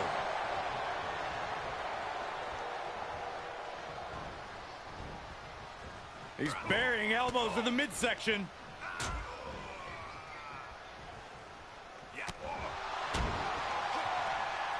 Big punch finds its mark. Here we go, Rock. Cheers. Mano a mano. Fight. Thanks, Liz. Appreciate it. On a step ahead of The Rock. Liz, who do you think had the Springboard. Oh my God. well, who do you think had the best spear? Uh-oh. An arm breaker. Corey, we both know that Falls Count Anywhere matches can be Yes, he absolutely said, who do you think had the unpredictable. best spear? But if you had to wager, what do you think will be the deciding factor here? I would say emotion, Cole. The competitor's anger could be their own worst enemy. I have returned. As it turns out, I actually have to wait to use the facilities. The joys of others in the building. When you've got the win in hand. I mean, I thought about drop kicking some people, smashing some head off walls. It's probably better if I just wait. Especially considering one of the peoples I speak of is, you know, my mini-she. So she would not appreciate if I drop kicked her into a wall. Yeah. And not to mention, she won the argument of who gets to use the washroom first. I lost that immediately. It was ghastly. She tapped me out. I admit it. She tapped me out. Oh, knowledge. Alright. Let's see. Outside the ring now. He has no need to rush. You got a tree knowledge of rotten fruit? Yep. Nice. I'm hovering the area where I can quickly get to a facility. So I don't have my dashboard in front of me. So let me know if I get one or anything of that sort. I don't think I've had anything dropped on me yet. No, not yet. Okay, let's see. Okay, I see it. Alright. One day I was working at, The Rock saw that one well, I coming. was a server at the Here he comes, sliding back Hilton in. Hotel, Gets inside and the we ring. had some famous people come. Nice calf kick, great Who was it? elevation. It was Tom Cruise, Hooked up. Tom Hanks was there, and his Tom Hanks' wife. I think it was some kind of wedding they was going to. So, And that just and I was a server there, And and shoulders are down. and I was coming out What resilience. in the back We are area seeing bringing a from The plate Rock. for them. This one is not over. I had I a can't plate tell of if it's gravy anger in the and eyes stuff of the on it. fact that he hasn't I put it finished on the this, or table, with disbelief that and his the whole opponent is still gravy in this. spilled on Tom Hanks' wife. Uh-oh. Way too God, I hope this is true. He's looking a little weary now.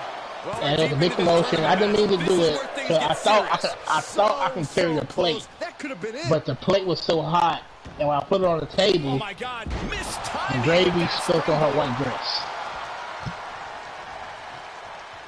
I mean, Down with a sling blade. initially, I was thinking, it's bullshit. But now that I've heard the story, I'm actually hoping it's true because that's funny as hell. I mean, not for Tom Hanks' wife, but, you know, because it happened to you and all, it's a little bit funny. It's a little bit funny. You know, you spill gravy on Tom. Yeah, probably the first time you've ever seen her in person in your life, and you spill gravy on the woman. But I don't know. I'll see what the masses say. But I am hoping. I mean, TBS has already called BS. I tend to agree with it, but I want it so badly right now just to be true. Alright. What you think? What about you, Froggy, smart player? What you think? To win there, but it just fell short. What energy in the arena tonight. Had that move from The Rock scouted. Reversal. Can he take By the way, Froggy, TBS, and anybody else paying attention at the moment, did everybody see the post on Discord? We do have a very special broadcast tonight. Basically, the purpose of this evening's broadcast, it is going to be the first stream per view for the YouTube League. And we're doing it here on Twitch simply because those of the followers here at the Archiverse that haven't yet gone over and checked out the YouTube Development League or maybe haven't had time, tonight we're going to give them a reason why they need to do so because we're going to show them what they're missing out on. And we are literally going to showcase every single championship in the YouTube League division tonight. It's going to be a fire show. We're going to have a good time. And again, we are going to continue to set the bar for fantasy wrestling excellence and maintain status quo. Because we are the very best in fantasy wrestling excellence, bar none, period. Alright, well, the story was BS. Damn it. But it did happen though, but not to his I see, so you spilled gravy on somebody, but it wasn't Tom Hanks' wife. Yeah. That's not the same, though. No. That's not as fun.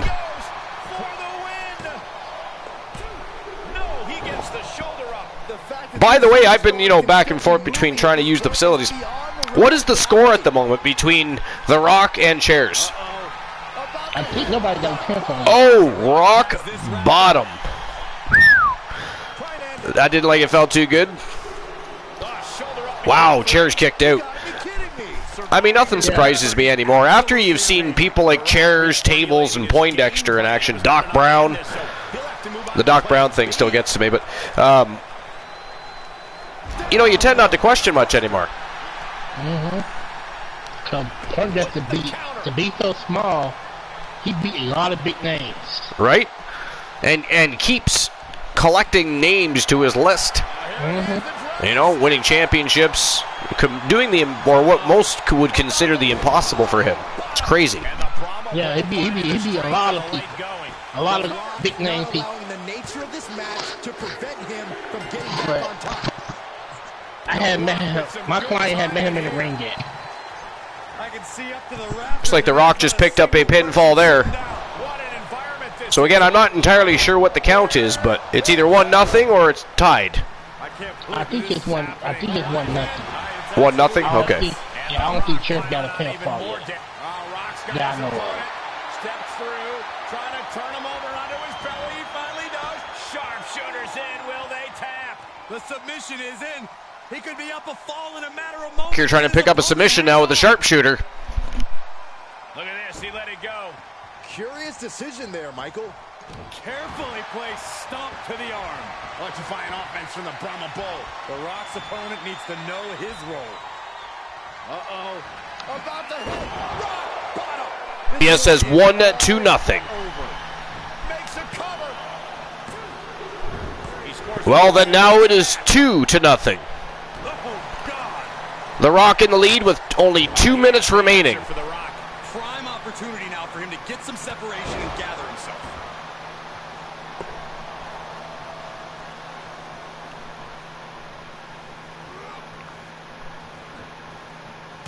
Oh, Chairs attacks the back of the legs of The Rock. He better hurry, though, if he plans to catch up. There's a minute and a half left, and he is down 2-0 to the People's Champion. Shoots the half. pinfall attempt. And it is 2-1. Chairs has just under 90 seconds to. Oh, vicious DDT. Holy hell. Come on, Chairs. If you're going to do it, you got to do it now. Pull out all the guns. Let's go. Otherwise, The Rock is going to beat you by one. Turning the tables. I like the pun. Because it's chairs, not tables. Yo! I believe he calls that the chair flop. Look at this. A vicious version of the Dragon Sleeper. And it is 2-2. 40 seconds left, guys. Chairs making a comeback here. It's 2 or 2-1. And it is now 3-2 for Chairs. Talk about dismantling your opponent. Discouraging situation for the people's champion. An unfamiliar spot. 20 seconds left. This is crazy. I thought for sure The Rock was winning this thing, at least by a score of 2-1. Oh, I thought. Driven down face first. And the Brahma Bull finding the strength in the late going. The SmackDown Hotel. Yes, and that is it. That is all, ladies and gentlemen, the winner of the match. And moving on to the semifinals to face the Wanderer Kyle Brewer from Team The Blind Locksmith, the Legend Killer Chairs.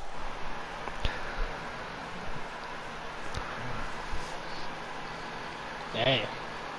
I sure thought The Rock was winning. All right.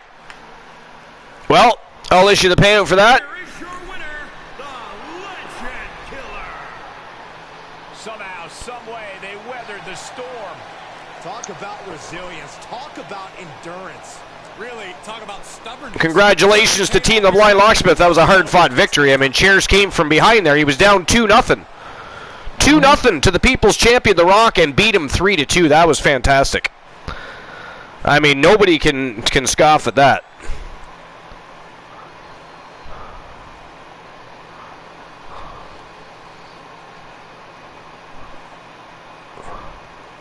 All right, here we go. Let's begin the semifinals. Who is moving on to the tournament final first?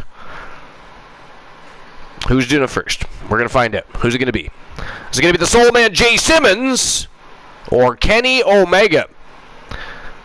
That is the first match of the semifinals, and of course, the second match in the semifinals is going to be a barn burner. The Wanderer Kyle Brewer versus the Legend Killer Chairs. I'm very excited about that. Actually, I'm excited about both. These are going to be great matches, boss. All right, so I'll get the betting line open right now. Give me a moment.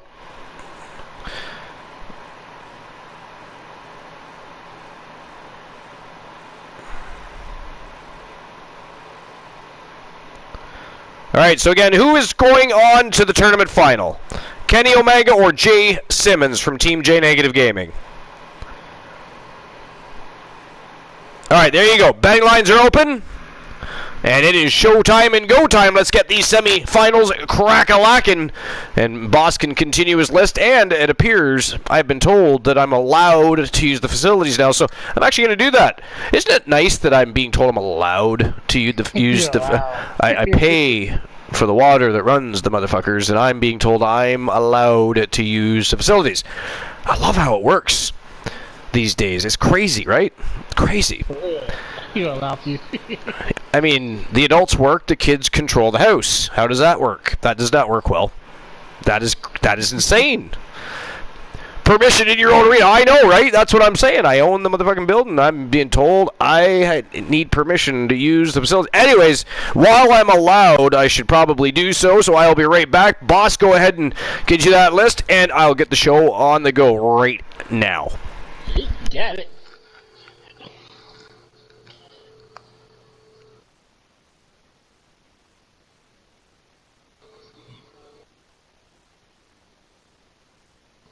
Let me see the next miss.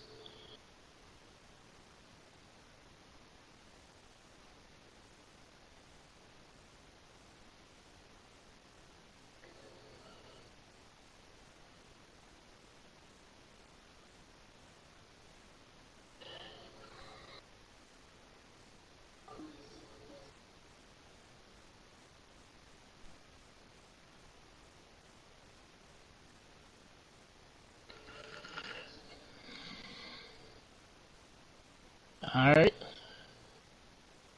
It is the top wrestler to use a super kick. Alright. Top 10 best super kicks. Number 1 of the super kick is Chris Adams. Chris Adams didn't invent a super kick, but he is a creator of popularized in the U.S. The gentleman played into history as a soccer player, and while he was called the thirst kick, it worked as a finisher. Adams was good at throwing his weight into a blow to nail a guy in the face, often went to a hit. Okay, Chris Adams, number 10. From Winnipeg, Manitoba, Canada. Weighing in at 200. Number 9 is Tyler Breeze. The WWE Universe Chris delivering Pretty quite a reaction. has been Perhaps up the most highly and anticipated down match in of the WWE. night. He was the best TNA wrestler to never hold a single title. That's for his fabulous presence and character. Breeze did not score nicely A when competitor with his share of he and detractors, but he wants Fandango to prove them become all a wrong here surprisingly tonight. great tag team. That is where his supermodel kick was nailed. Guy to set up Fandango on finisher. Oh, I don't think I agree with Tyler Breeze being number 9, the super kick, but number 8 is James Storm. Surprisingly underrated in terms of great super kick, the Cowboy last call was a good move, even in the days when America Most Wanted became bigger deal with beer money. And his single runs and shows that while playing and being loving a good time, Guy Storm is also a great wrestler. Okay, I agree. The beer money, I like. He was a good wrestler. I agree with that one.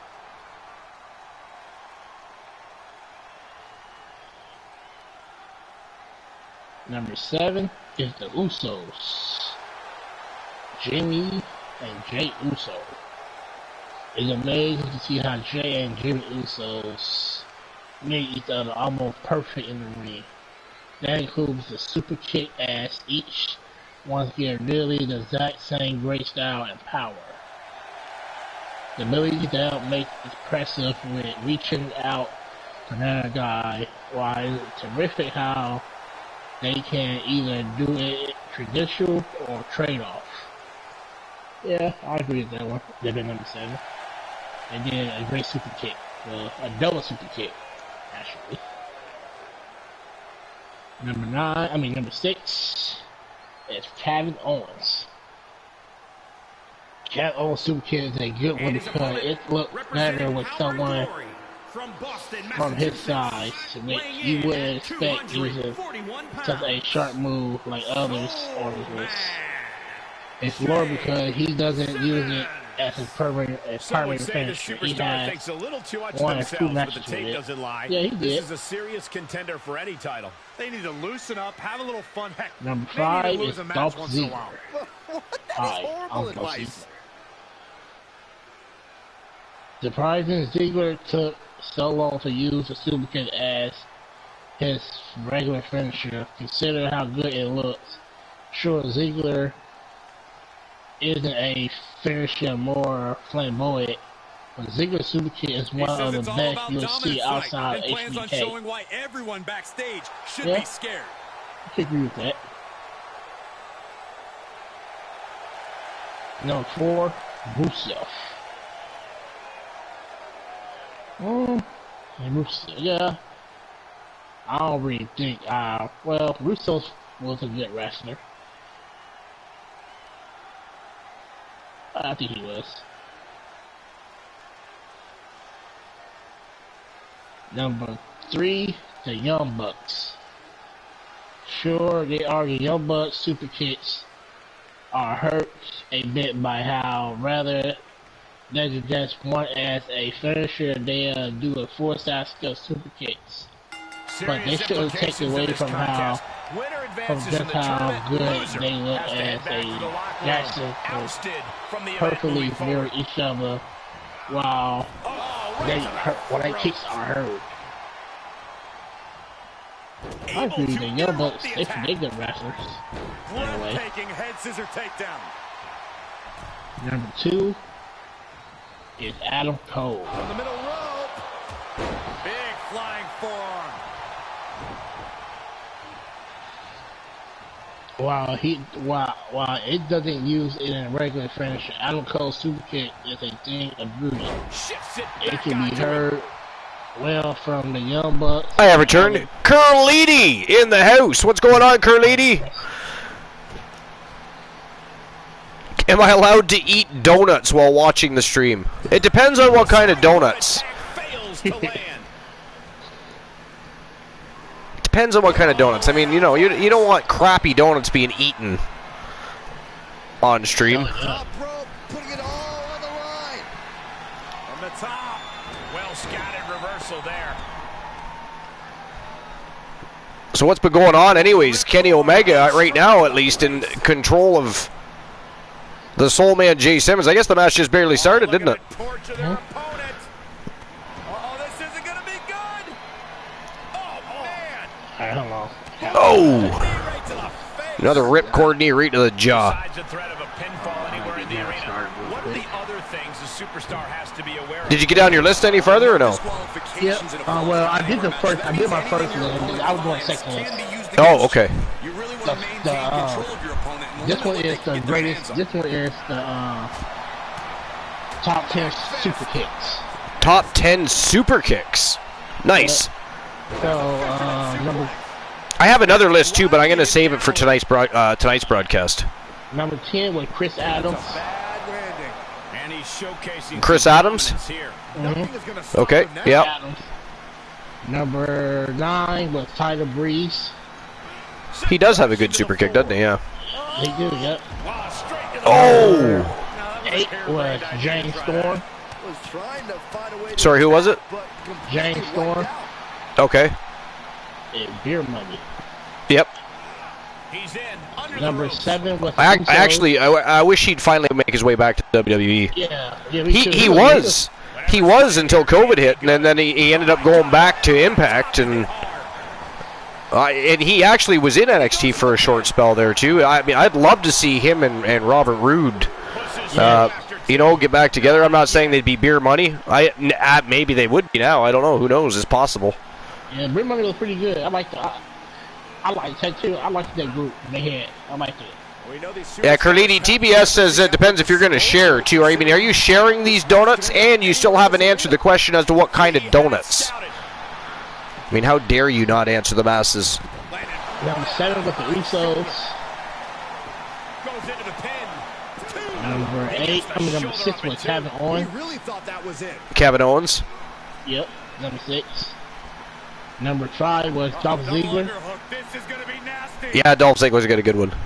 Yeah, he did. That one's I mean, that's who I thought originally was going to be the next Shawn Michaels, but it just never materialized. Number 4 was Rusev. he's turning the tables. Rusev.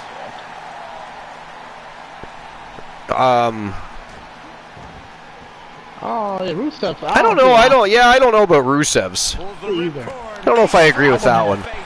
Either. Y'all don't agree with that one. I want to put somebody else Yeah. other than Rusev. Oh, look at a torch of their opponent. Number 3 was the Young Bucks. Yeah, the Young Bucks. I mean, they do the super kick so frequently, it's almost, not even a finisher anymore. Yeah, for real. You know what I mean? Every time you turn around, they're super kicking somebody or double super kicking somebody, or like it's just. Yeah, for real. I agree with that one. I actually do like the Young Bucks, but Yeah, I like them too. They're a good team. they are a good team, yeah. Number 2 was Adam Cole. Oh, shin breaker. Yeah, Adam Cole. Oh, get ready to Yep, he was number 2. I think I would have put Dolph Ziggler at number 2. Oh, look at a torch of their Yeah, opponent. his is better. Oh, Yep. this isn't gonna be good. And we all know who number 1 is. Looks like the setup to Mr. WrestleMania himself, Shawn Michaels. Yeah. his He'll always have the best one. His looked like it was knocking somebody out. You know what I mean? It just looked. It did. Yeah. Yeah, it did. Yep, it did. His, like, all of them, his looked like the realest. And felt, and like when he hit it, you could feel like the impact of it. Yeah, exactly. This is an incessant attack being brought to him. He's going to have to dig out of this in a hurry. I'm ready back. I get Dennis from real quick. Bad predicament right here. Oh, the Soul Man. Oh, he launched Omega right into the ring post. That was vicious. And I must admit, I'm not entirely sure what the fall count is right now. That might be what gets him out of jeopardy. Yeah, I don't think he might got one yet. I don't think. That's the problem when you're in an iron to gold match. If you're paying attention more to the chat, you miss things.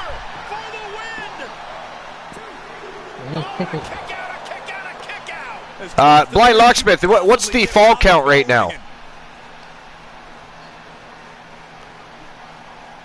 You've got to wonder how much has been taken out of these superstars thus far. And is there anything left? Carliti still hasn't answered us. How rude. How dare they? Lady Lobster. Your lack of acknowledgement is ghastly.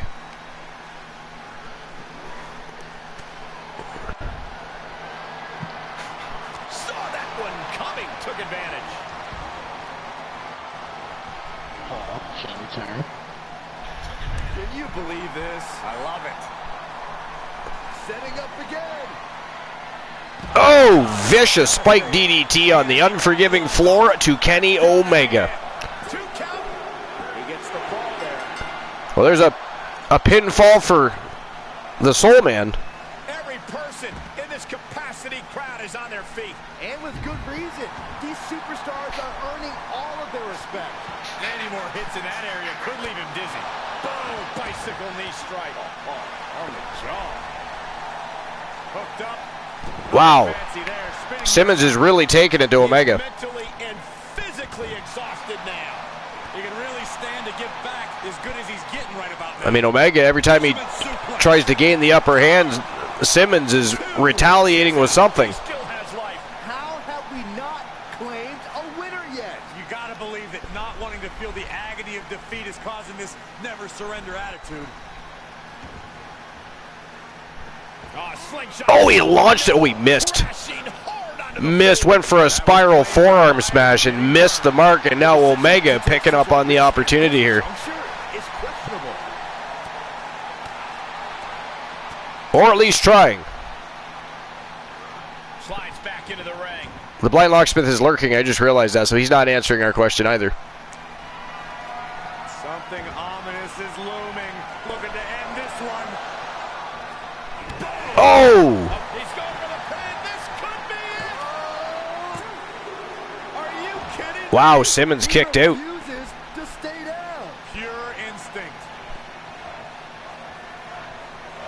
Oh, we know all about Simmons' resiliency. We've seen it in the many matches he's had with Jay Simmons, Christian Hart, everybody. I mean, he's fought the who's who. He gets the score later. And there's a pinfall for Kenny Omega.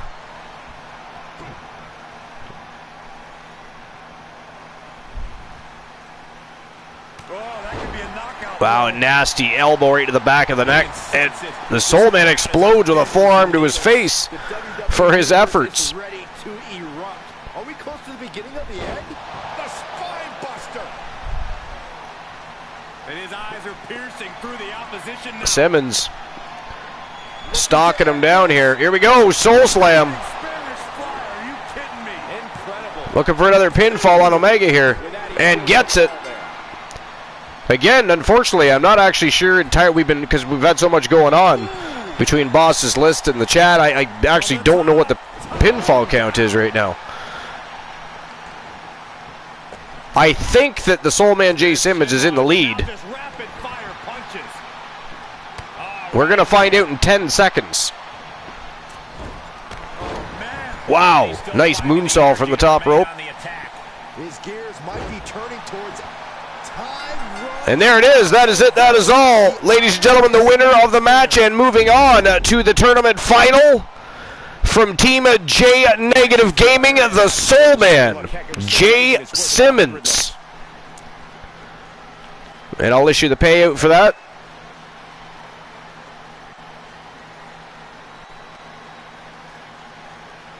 Pretty much all the money was on Jay Simmons.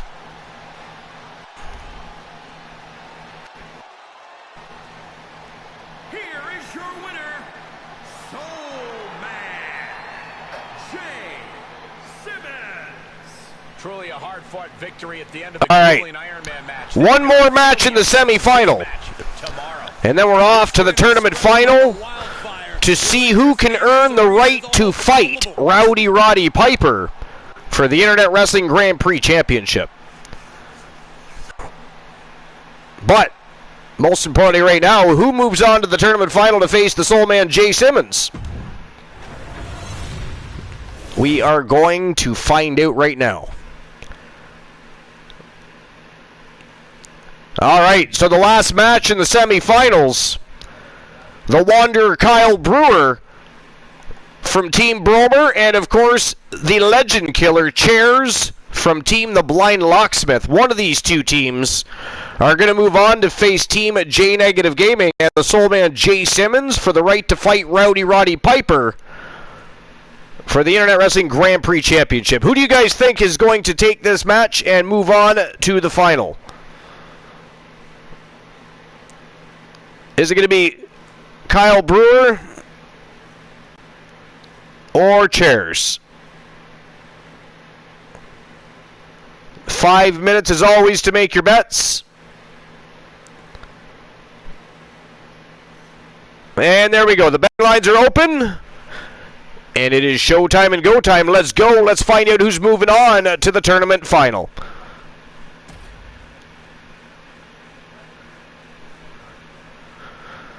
Blind Locksmith says it doesn't take a hero. Oh, he's lurking. I already read that. I don't know why I was going to read that. Sometimes I forget there's lurk messages. Anyways, don't forget tonight, 10 p.m. Eastern Standard Time, we have a special broadcast. And for anybody that is part of the Archverse that hasn't already had the time or opportunity to go over to the YouTube Development League and check out all the action, we're going to give you an extra reason to. Tonight, we're going to have the very first YouTube Development League stream preview right here on Twitch. Going forward into the future, of course, they'll be held on YouTube. But we wanted to give everybody a little extra reason to tune into the YouTube Development League. There's been a lot of action going on over there. Titles have been fought over, battled, bloodied, bruised. It's been crazy action over there. We've had feuds and storylines pop into there already. We've had people successful in the YouTube League come over and win championships already. It is hopping and popping. And tonight, we are going to showcase every single championship in the YouTube Development League and have a great time at the very first ever YouTube stream preview, 10 p.m. Eastern Standard Time. The following contest is an Iron Man match. Making his way to the ring, representing the... Let's see. Joe Link says, I got to do Fam Jam stuff, so I will have you hosted. Thank you for the host, and thank you for the lurk. Joe Link. We're looking at some of the most intense competitors in all of WWE about to take part in one of the most anticipated matches ever. All right, let's go. The Wanderer Kyle Brewer looking for championship gold. It's been a hot minute since he wore gold around his waist. A man who elevates his game every Can he win and move on to face the Soul Man Jay Simmons? And of course, the Wanderer Kyle Brewer and Jay Simmons have a history. They have gone to battle many times. So that would be a very interesting tournament final. But he's got to go through the Legend Killer Chairs to get there. And let's be real. I mean, Chairs versus the Soul Man Jay Simmons, that would be a phenomenal match in itself. So it's a win-win situation right now. I mean, at this point, in my opinion, unless you're Rowdy Roddy Piper, he has got to be getting nervous watching who is making it through and who the potential opponents are going to be for his championship title belt. Like this one.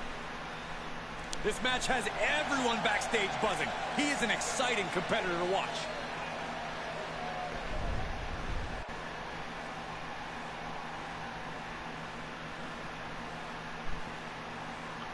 Chair's styling and profiling.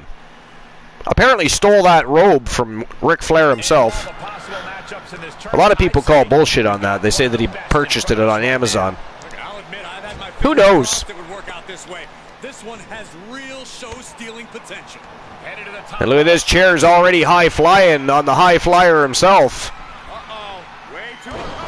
One more reason that it makes this match very intriguing, both of them, killer high flyers. Killer high flyers, great technicians. This is going to be a phenomenal matchup. It's a shame they've already gone through matchups in the quarterfinals because, you know, 100% Kyle Brewer versus 100% Chairs. Now that's a matchup. High-flying killers going to war. On your side in an Iron Man match. But Corey, what about when neither one of those things is in a competitor's favor? It's okay to be down by one, but you absolutely cannot allow... Whoa, vicious spinebuster from Kyle Brewer. It's not impossible to come back from, but it's certainly improbable. Oh, look at this. Chairs with a head scissor takedown. Oh, went for a standing shooting star press, but Brewer got those knees up.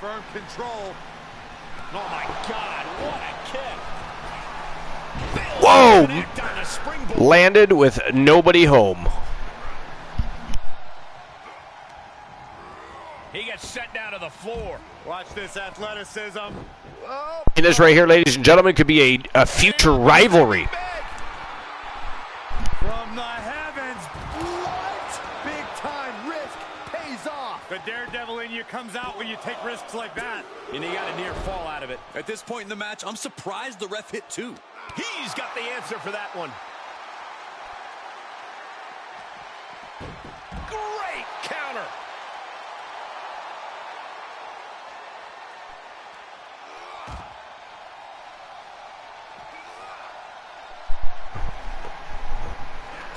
Oh, Samoan driver on the unforgiving floor. That is crazy. That should be a pinfall right there. No, sir. Chairs kicks out. I mean, I don't know why I'm surprised. Yo, boss, you're back. Welcome back. You're missing a fire matchup. I know. I see it watching it right now. Oh, it is crazy. I was saying earlier, and I'm sure you'll agree, it really doesn't even matter who wins this match because either way, you've got history between Kyle Brewer and Jay Simmons, which that's a rivalry, you know, rearing its ugly head. But also, so not only would that be phenomenal, but Chairs versus Simmons would be a fantastic final. This, what makes this so intriguing is these guys are both killer high flyers. But what I did say was, imagine if they were both at 100%, they weren't already in a tournament match and were facing each other one-on-one. I mean, this would be a great future rival, I think. Into the ring post. Ooh, what a move. Fighting back with a counter. They are just slugging it out here. Oh, vicious short arm clothesline there by Brewer. Oh, God, that hurt.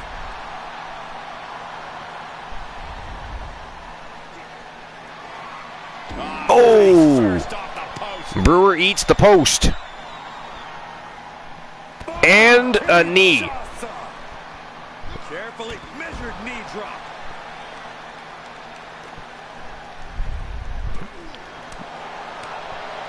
Chairs pulling at all the stops here. He may be in a bad way here. And slams him face first off the post again. Trend continue much longer if you can help it.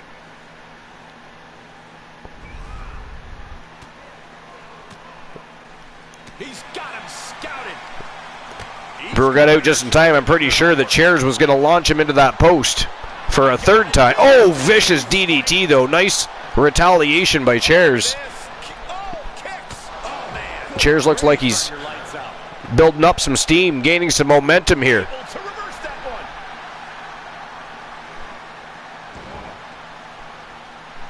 one. Brewer tosses him to the ground, but Chairs is getting back to his feet and right back on the attack here. Look at this. Oh! Wow.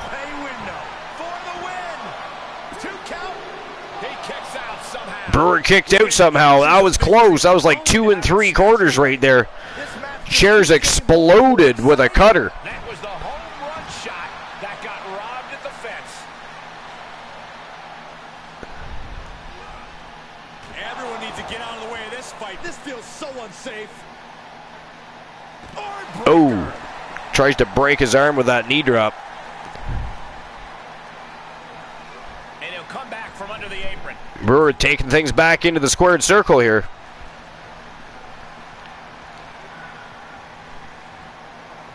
Sharp elbows to the body, looking to fight his way out. Big elbows right to the liver area by Chairs, and he's going upstairs. Look at this. Oh! This match may be nearing its limit. Wow. Yeah, he's got to dig deep. A twisting senton takes out Kyle Brewer. Not where you want to be right now. Absolutely not. And Chairs up to no good here. Up top, this is going to be nasty. Some bad intentions taking him upstairs. Oh my God. Whoa! That is crazy. The chair flop from the top turnbuckle. And somehow Brewer kicks out again. This guy away.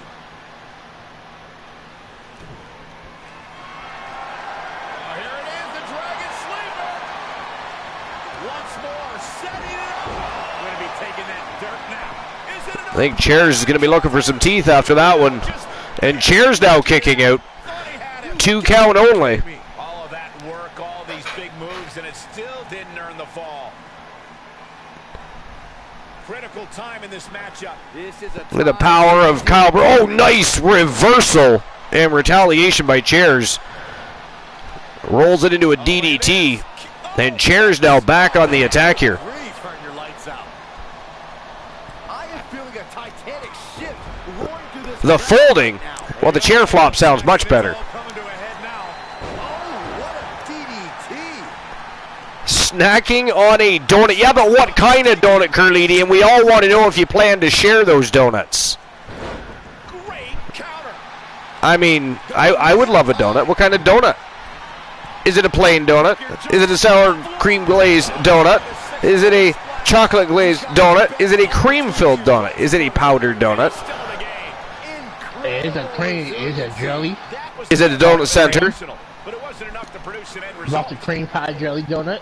Right? There's different donuts. I want to know. Absolutely showing the respect for all the exertion. I'm also hungry now. Thank you. Appreciate that.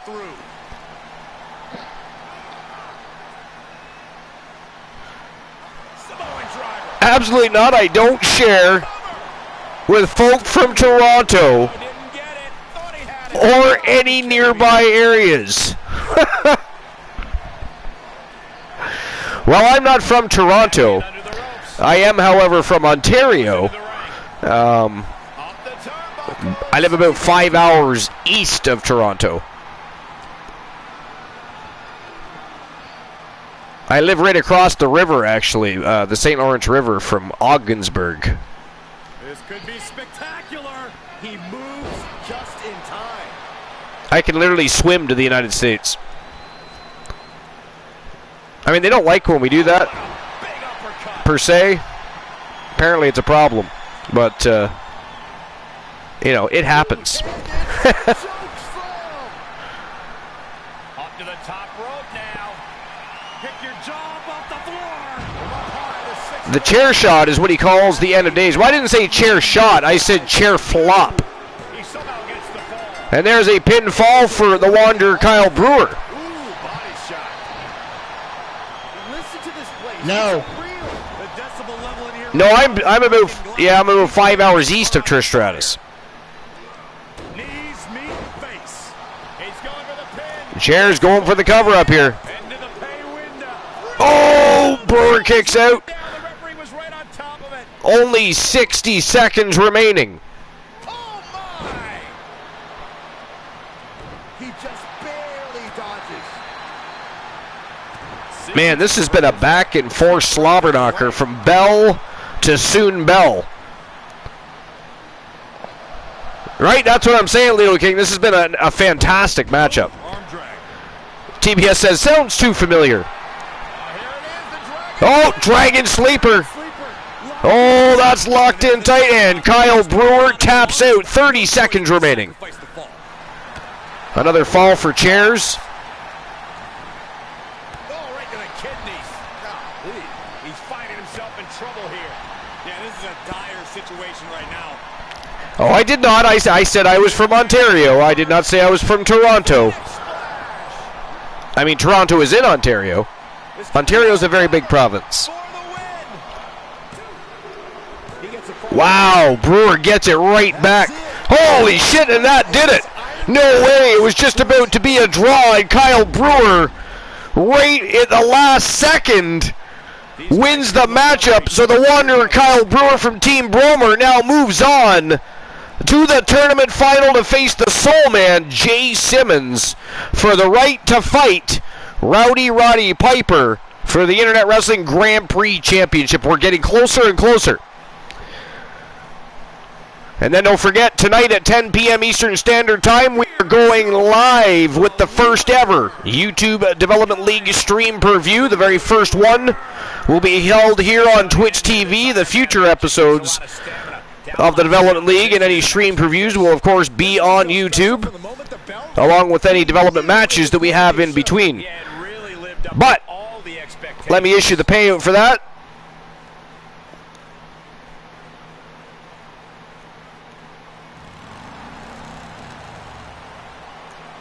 Kyle Brewer, your victor.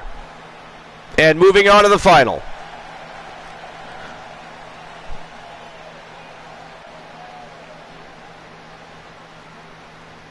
All right, so now who moves on to the championship final?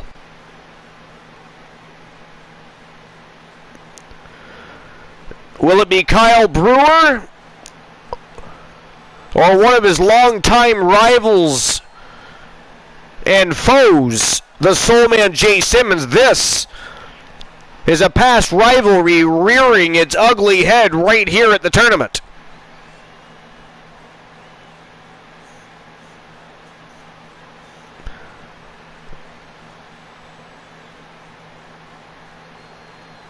All right, so here we go. It is time for the tournament final. Team J Negative Gaming versus Team Bromer. The Soul Man Jay Simmons, one half of Power and Glory, versus the Wanderer Kyle Brewer. One of them is going to earn the right to fight Rowdy Roddy Piper for the Internet Wrestling Grand Prix Championship. Who is it going to be?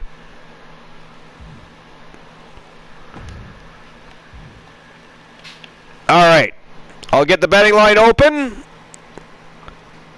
There we go, 5 minutes to make your bet. Carnegie says, am I invited? Deception. Does he not get a break? What? Does who not get a break?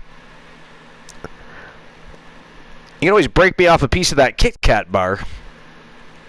I would appreciate that. I would also appreciate a good, delicious donut, depending on what type of donut it is. But I still don't know what kind of donuts you're eating, because you have failed. You have failed us in responding to said question about, ingredients within the pastry, or lack thereof. He does not get a break, no, because this is a tournament, Curlady. It is virtually a gauntlet. You have to try and get through everybody. If he beats the Soul Man, he then has to go on and try to beat Rowdy Roddy Piper.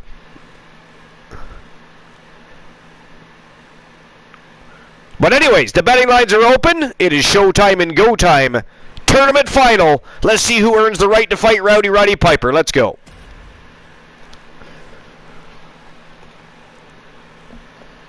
Time. What do you think, Piper who do you think, Brewer or Simmons? It's a tough one. Bromer says Brewer doesn't need a rest. I tend to agree. If you've watched the tournament, he has been killing it in there. Yeah, I want but Brewer. I still say I would like to see Chairs and Brewer lock horns when they're both at 100%. I think that would be like a magic matchup because, like I said, they are both high-flying killers. They're also great technicians. They are fast. It would be a fantastic matchup. I think we only saw a small part of what was possible there. Has Chad and Rey Mysterio met in the ring yet? Has who? Chad and Rey Mysterio. Have they met yet? No, they haven't actually. That'd be a good one. That'd be a good one too. Chairs versus Rey Mysterio. That's interesting. That might be a good one for the YouTube Development League. Yeah, it would. Yep, I know. Yep. I'm gonna put that down. Yeah, you should.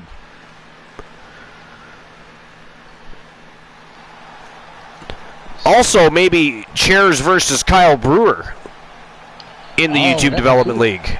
Yep, I'll put that one down first. Yep. Kurt says, does Brewer enjoy breweries? Tell us, Bromer, does Brewer enjoy breweries?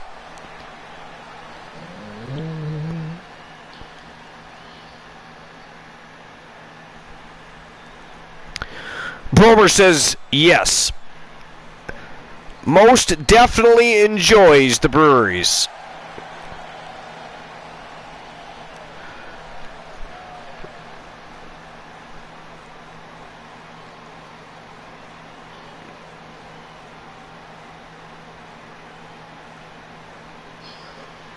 All right, so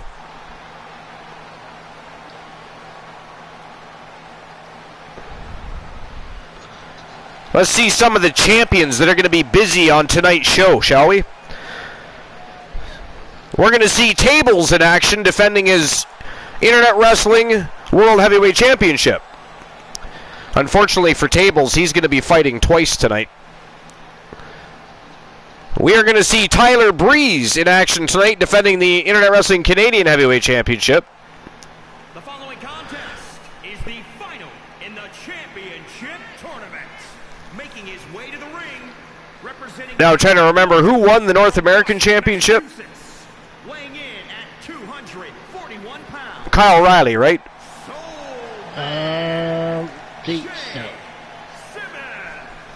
Take a look at the talent in competition here. You can see exactly why the WWE Universe is so amped up for this one. I mean, it won't show in the Discord yet because it was on today's broadcast, but... Oh, okay. I'm trying to remember the six-man elimination match now, the Elimination Royale. I'm just trying to remember who won. Was it Kyle Riley? I think it was. The look of focus. All right, who remembers who won the six-man Elimination Royale? On this high level.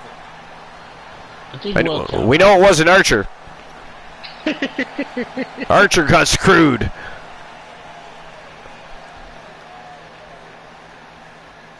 I mean, either way, we'll find out after the show, but... So whoever the North American champion is now, it is not Elijah Archer anymore. But we will also see Tables defending his submission championship. So he's going to be a busy boy tonight.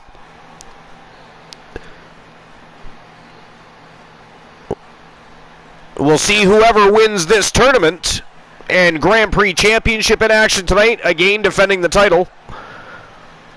No rest for the wicked. We will see the Public Enemy in action tonight defending the Internet Wrestling World Tag Team titles.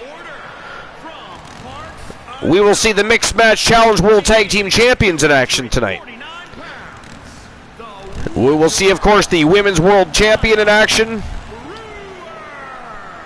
And she, as well as Tables, will have to fight twice tonight because she has 2 championship belts. So 2 of our superstars are going to be very busy tonight. But it is going to be a fire night.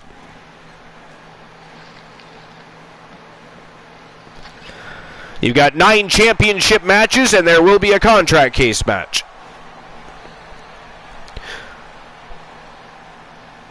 The competition level has never been higher, but this guy's ready to prove the first ever YouTube stream preview. YouTube Mania, baby.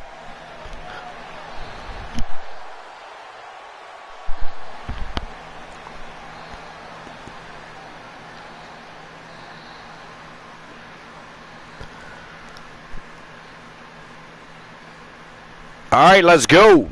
Who earns the right to fight Rowdy Roddy Piper? We're going to find out in less than 10 minutes now. It all comes down to this. All the work, all the effort. I'll be right back, boss. This moment. All right.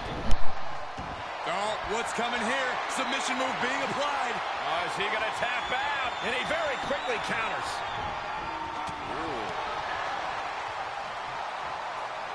Wrist lock applied. Oh, man, look at this power. He gets out of the way. Unloads with the boot. He's heading up top. Thinking big. No way.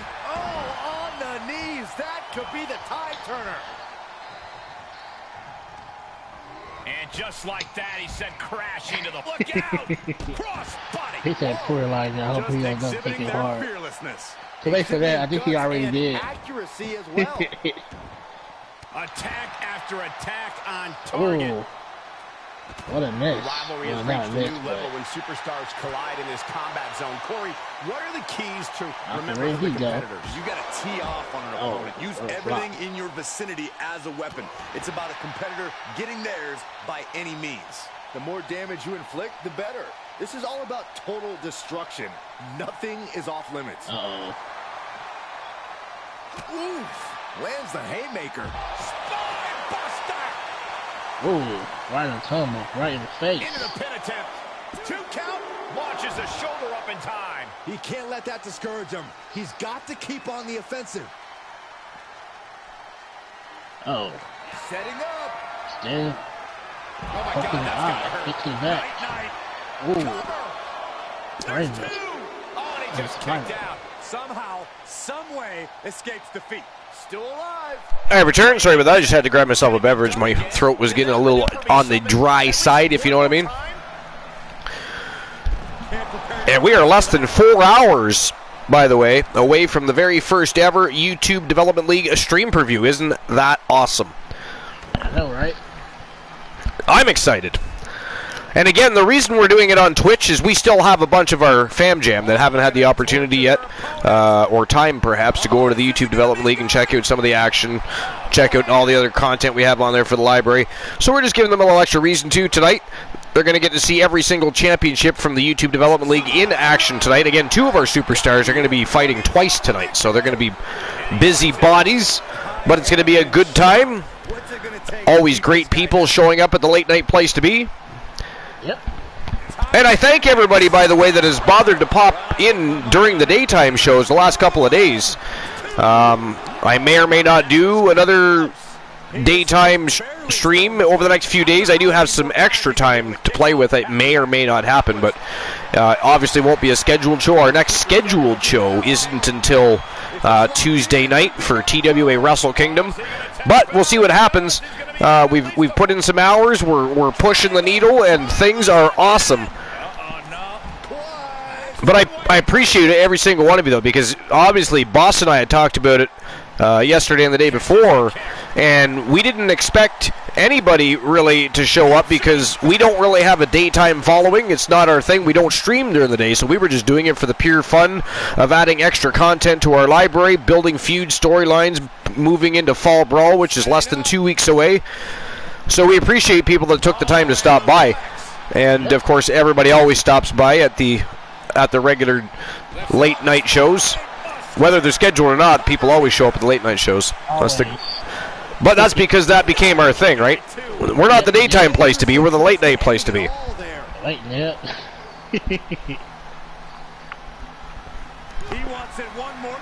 But that said, people still cared enough to stop by, so it was nice. It's been good. I've enjoyed myself.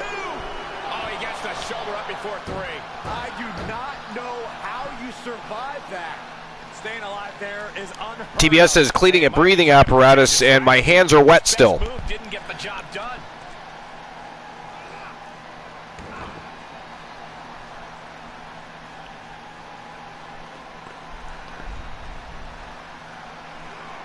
Bad predicament right here. Oh, Brewer just got lawn darted face first into the ring post. That was ghastly. Vicious. Again, this is a rivalry rearing its ugly head. These guys have battled many times over the last couple of years. And never once did their matches ever disappoint. But again, much better to see them battle it out when they're 100%, but it is what it is. This is a tournament. You get in there and you give it your all and try to make it through. There's gold at the end of the line. He takes control. I mean, if you sent me a message recently, Leo the King, I probably did not, because I've been, here on the broadcast with Boss Apollo. Episode number 368. Internet Wrestling Grand Prix Championship Gold Rush Tournament. And we are just about at its finale. But I mean, I will get there. All right. One of the first things I have to do after the show, or at least before our next broadcast, is get the name officially changed of the Fallen. Get that finalized. 368 going great. And 369 will be better than a fine wine. And that is at 10 p.m. Eastern Standard Time. The first ever YouTube Development League stream preview. Going to be a night of fire. 9 championship matches and a contract case match, to be exact. Now, these are going to be matchups designed to showcase these divisions.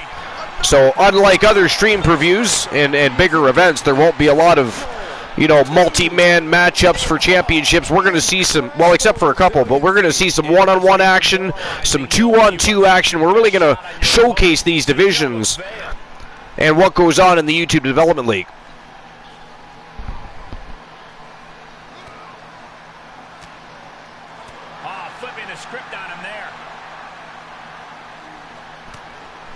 Man, these guys are just going back and forth. I don't even know what the pinfall count is at this point. Does anybody know what the pinfall count is right now? We have 2 minutes 40 seconds left.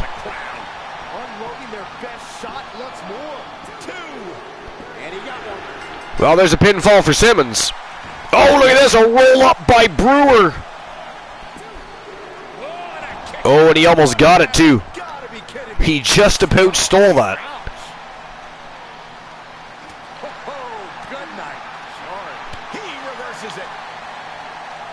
Ooh, bionic elbow right between the eyes. Take that.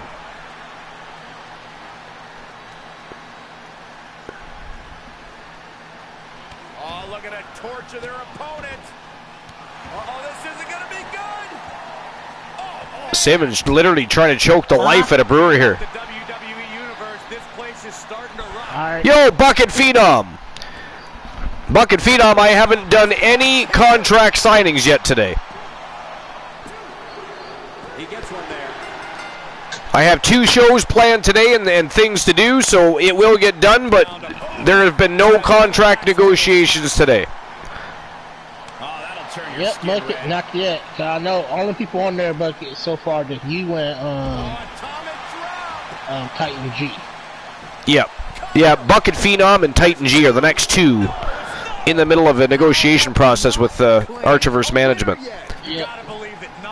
Feel the agony of defeat is causing this never surrender attitude. Series of reversals. But now that you mention it, Bucket Phenom, did you put the hashtag into the Inca contract section?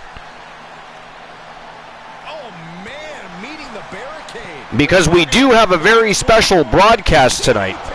The first ever YouTube Development League stream preview is going to be here on Twitch. The future stream previews will be on YouTube, but we're going to showcase the YouTube Development League to our followers here on Twitch. For those of them that haven't had the time or capability to check out the Development League, they'll have an extra reason to do so. We're going to showcase all the titles, and the YouTube Development League is where new wrestlers debut. So if you've got a wrestler ready to go, maybe I make a phone call, get the contract negotiations sped up. Maybe your wrestler makes his debut tonight.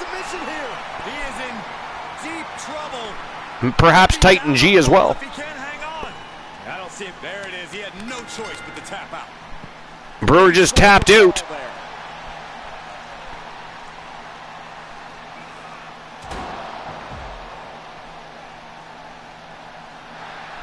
And that is it. That is all. Ladies and gentlemen, the winner of the match and moving on to the championship final to face Rowdy Roddy Piper for the Internet Wrestling Grand Prix Championship from Team J Negative Gaming, the Soul Man Jay Simmons.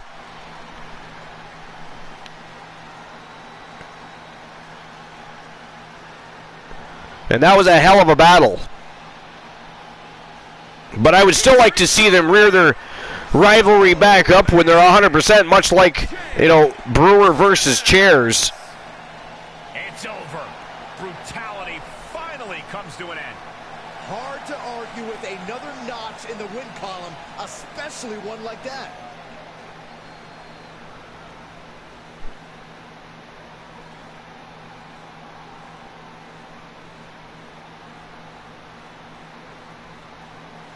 All right, so on to the championship final. The Soul Man has earned the right to face Rowdy Roddy Piper, the man that became the inaugural Grand Prix Wrestling Champion in a fantastic Elimination Royale that had some of the most prolific and best wrestlers to ever step foot in the business, all going after each other for that title to crown an inaugural champion. That way we started the division with some immediate prestige. Rowdy Roddy Piper was the victor. Tonight, the Soul Man Jay Simmons would like to become the second person to hold that championship and dethrone Rowdy Roddy Piper. Can he do that? We are going to find out. But I'm going to open the championship betting line right now.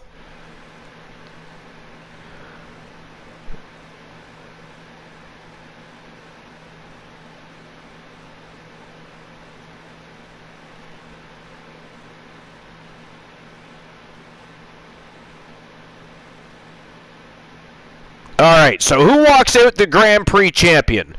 Rowdy Roddy Piper or the Soul Man Jay Simmons? The betting lines are open, and it is showtime and go time for the final matchup this afternoon. And the final matchup in the tournament is the championship final for the Internet Wrestling Grand Prix Wrestling Championship. Rowdy Roddy Piper versus the Soul Man Jay Simmons from Team J Negative Gaming.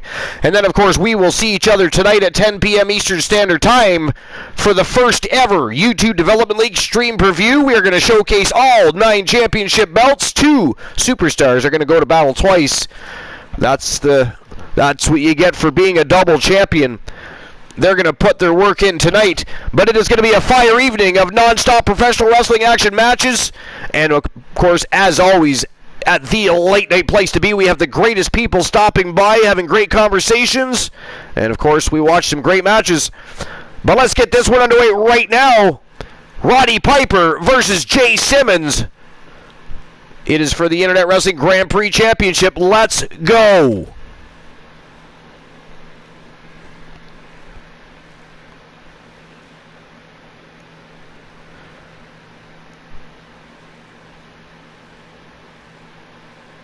Moments away from either recrowning a champion or crowning a new champion.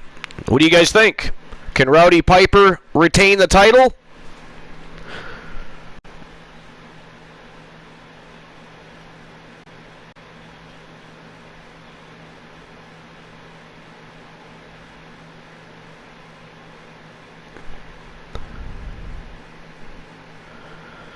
All right, so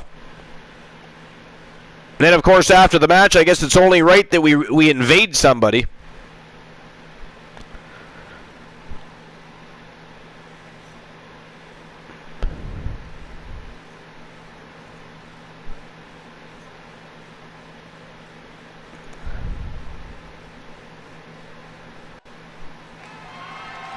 The following contest is an Iron Man match and is for the Internet Wrestling Here we go. Grand Prix Championship.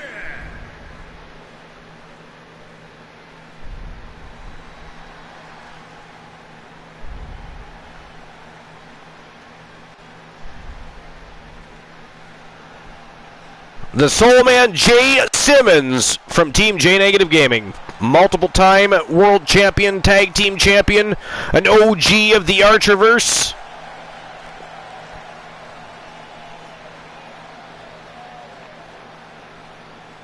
If there's anybody that can get the job done, it is him. But he just went through a grueling tournament.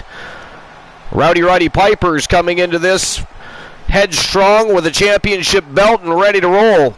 It's going to be interesting.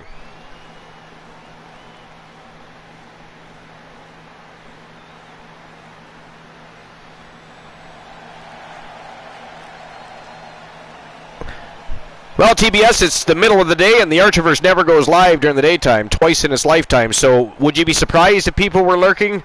There's probably people getting dinner ready, everything. I'm just happy that people are watching while they're doing their thing. I appreciate everybody. We are the late night place to be, not the daytime place to be, but I appreciate everybody that's taken the time to bother to stop by during our surprise streams. Say hello, watch the show, have a good time, and then be on with your way. But you know, again, like I said earlier, we came into this expecting nothing at all. We were just trying to further some storylines, have a little bit extra fun, build some extra hype going into Fall Brawl, get some characters cycling through shows. And again, tonight we have our first ever YouTube Development League stream preview, so we were just looking for ways to continue to build some hype, do our thing. Yo, Illustrated! Thank you for the lurk. We appreciate you. It's a big-time opportunity, Byron, as the title will be on the line here. You're right, Michael. And judging from the response on social media, You're lurking in on the last match of the afternoon. Here tonight. But we do have a hell of a show planned for tonight. 10 p.m. Eastern Standard Time.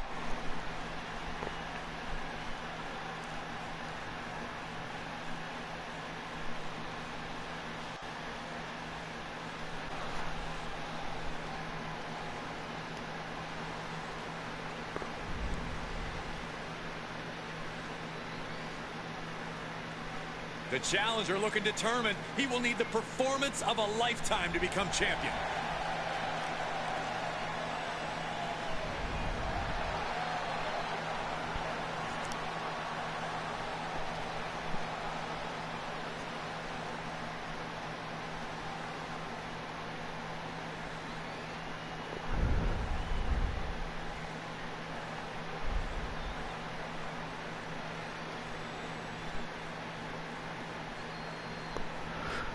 All right, Jay Simmons ready to roll. Let's get the champion out here and get things on the go. Let's go.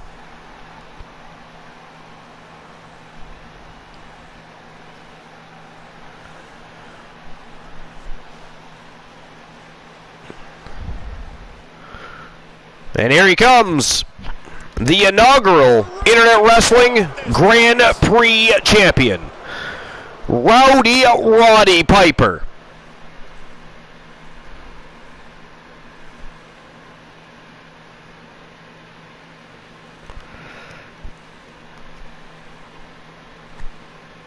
Froggy says, gonna run some SNES while watching. I'd fire up a WWE game just to be on theme, but I'm awful at that shit.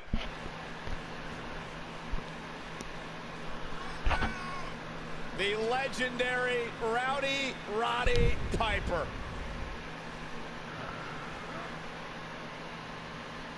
Rowdy Roddy Piper, the inaugural Grand Prix Wrestling champion. One of the all-time greats.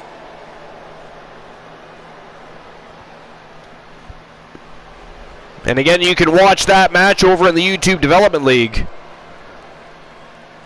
Roddy Piper's entire career is... It was a fantastic match with some of the best in the business. When you think you've got the answers, Hot Rod changes the questions. And now the Soul Man wishes to take that title off of his waist.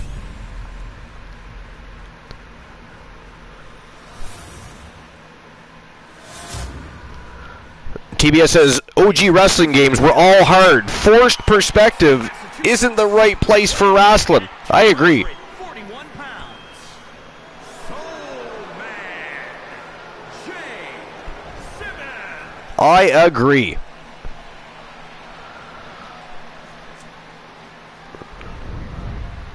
And introducing the champion From Glasgow, Scotland, weighing in at From Glasgow, Scotland. he is the Internet Wrestling Grand Prix. I mean, he has lived there, but he's actually Canadian. Roddy Piper.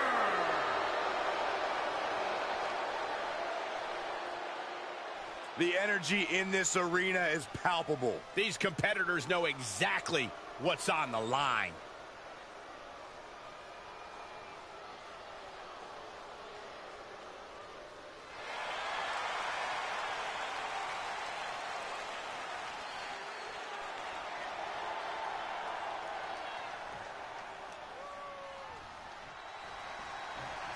This right here is a championship that gained a lot of prestige in short order, guys. All right, here we go. I mean, once the title match is called by yours truly, you know it finally matters in our industry.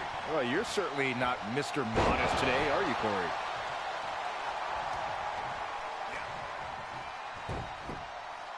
Ripping and tearing at the face. That's not right. Oh, and Hot Rod fights back. Oh, right across the throat. Who's winning this matchup? Is it going to be Piper retaining, or is the Soul Man going to shock us all and dethrone Piper after that grueling tournament? The Soul Man gonna shock us all. He switches it back around. Piper good, but his reign has come to an end. Well, will come to Stomping an end. every single part of his body. Really, who says he's even full? You know, who says he's 100% after the battle he went through to even earn that title? Yeah, that's true too. Cause he went through a battle. Not an easy battle either. Every single part of his body. I like this aggression, just pure. It's a very intriguing match, that is for certain. Roddy Piper Yeah, just very. getting knocked around. Piper needs to be resourceful. I mean, I'll be honest, a small part of me was hoping that Kyle Brewer, again, it's a nostalgia thing. I'm not necessarily biased, but I was kind of hoping, and no offense to Team J Negative Gaming, love Team J Negative Gaming, but I was hoping Kyle Brewer was going to make it through to face Piper. Me too. Yeah. Damn you, Brewer, how dare you lose that match? We expect a rematch between you and Simmons almost immediately, sir. Yeah, I see a rematch in the future. But also, Kyle Brewer versus Chairs. Oh, yep, I put it on Yeah. there too. Yeah, that'd be great. Kick lands. The advantage now is squarely in his corner. That's what he does. Keeps on the attack.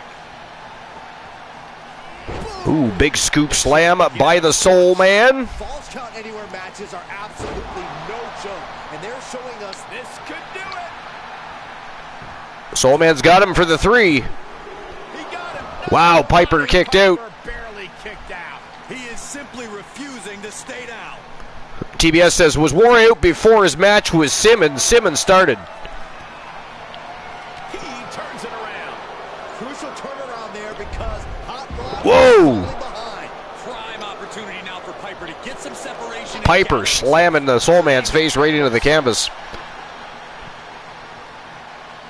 Oh, inverted atomic drop. My least favorite move on the planet. Turnbuckle. It's hellacious to the no-no square. Oh my gosh.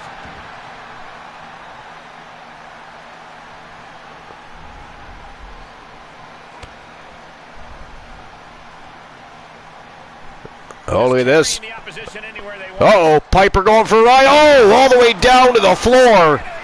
The Soul Man with a power bomb to Piper.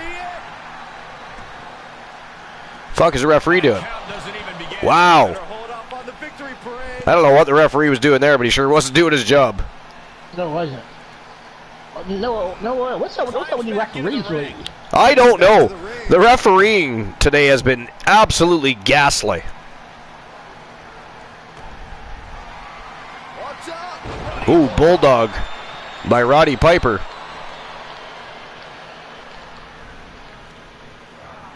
Getting tossed. And down to the floor goes Simmons. Free reign to the outside with no countouts to worry about. Piper taking things to the outside. And now back to the inside, I guess. Can't make up his mind. Okay. Face crusher. Really. Shoulders down. Piper covering him up, sticking that elbow in the face, but 1 count only. Great amount of fight in them. The Soul Man powers out of that one. Punch right to the face. Challenger's a little worse for wear now. Oh, Piper with a sleeper hold. Roddy Piper has one of the best sleepers in the business, and so, oh, look at this jawbreaker. He breaks out. I think it's him, and then Ty. Ty can get him too.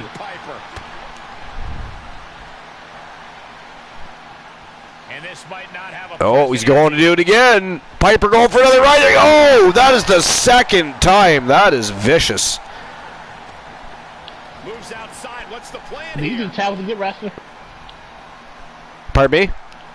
You think Taz was a good wrestler? Taz? Getting back into the Yeah. ring. Yeah, he was a good wrestler. He just wasn't very entertaining. Yeah. I think he's more entertaining as a commentator than he was as a character. Yeah, he is. Yeah, way better. Yeah. These competitors are going to have trouble walking. The only feud I like him, the only feud I really liked he was in was the feud with Kurt Angle. By the way, do you remember who it was that won the? Somebody got close to the 4-5-6. Who was that? I think it was Leo King. Was it Leo the King? Yeah, I think it was Leo King. That's really as close as it gets. And Piper is being aligned into position. Are we about to see it again? Oh, the Soul Slam. Are you kidding me? Incredible. That might do it for Piper there. And he gets the There's a pinfall for Simmons. Oh, look at it torture their opponent.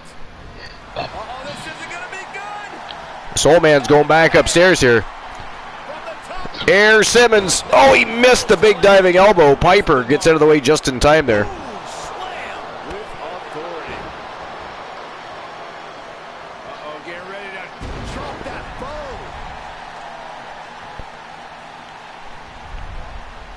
bow. Ooh, jawbreaker. Press and the piston-like right hands. Ooh, just relentless. Piper still has lots of fight left in him. Simmons better be careful. Oh, he's in a sleeper again. Simmons trapped in a sleeper hold again. I think he's about to earn this fall. The submission is locked in deep. Simmons having a tough time getting out, but for some reason, Piper just lets him out of the hold. Trying to pin him instead here. Late in the match. And there is a pinfall for Piper. Uh-oh. He on top this time? Yep, I think he is. Ooh, nice elbow. Gotta be it. 2 count. With that, he scores. Wow, he got. Oh, Piper tried to kick out. He actually picked up a 3 with that. Piper must be fatiguing more than we thought. I think so too. Uh-oh. Face full of turnbuckle.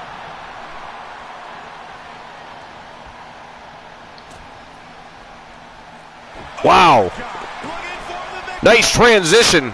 With that, he scores. And another pinfall for the Soul Man, Jay Simmons. I tell you the truth, this so far, this is a good match so far. Oh, hell yeah. Targeting the throat there. Reversal after reversal. These two are ready for each other.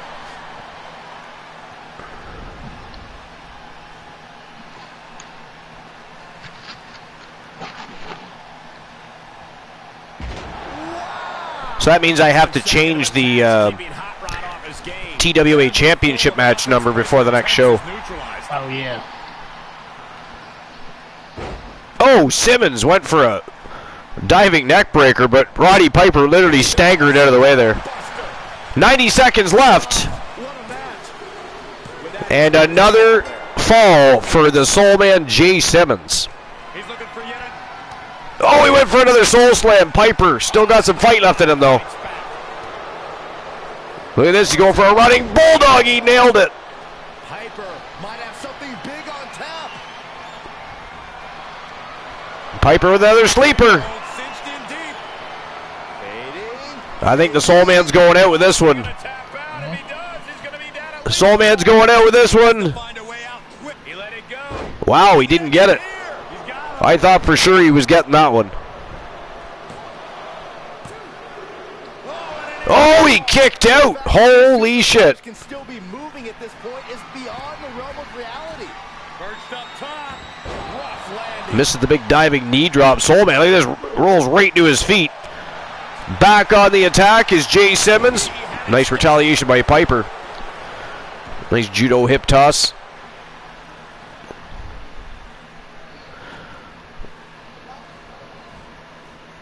"20 seconds remaining." Piper gets reversed.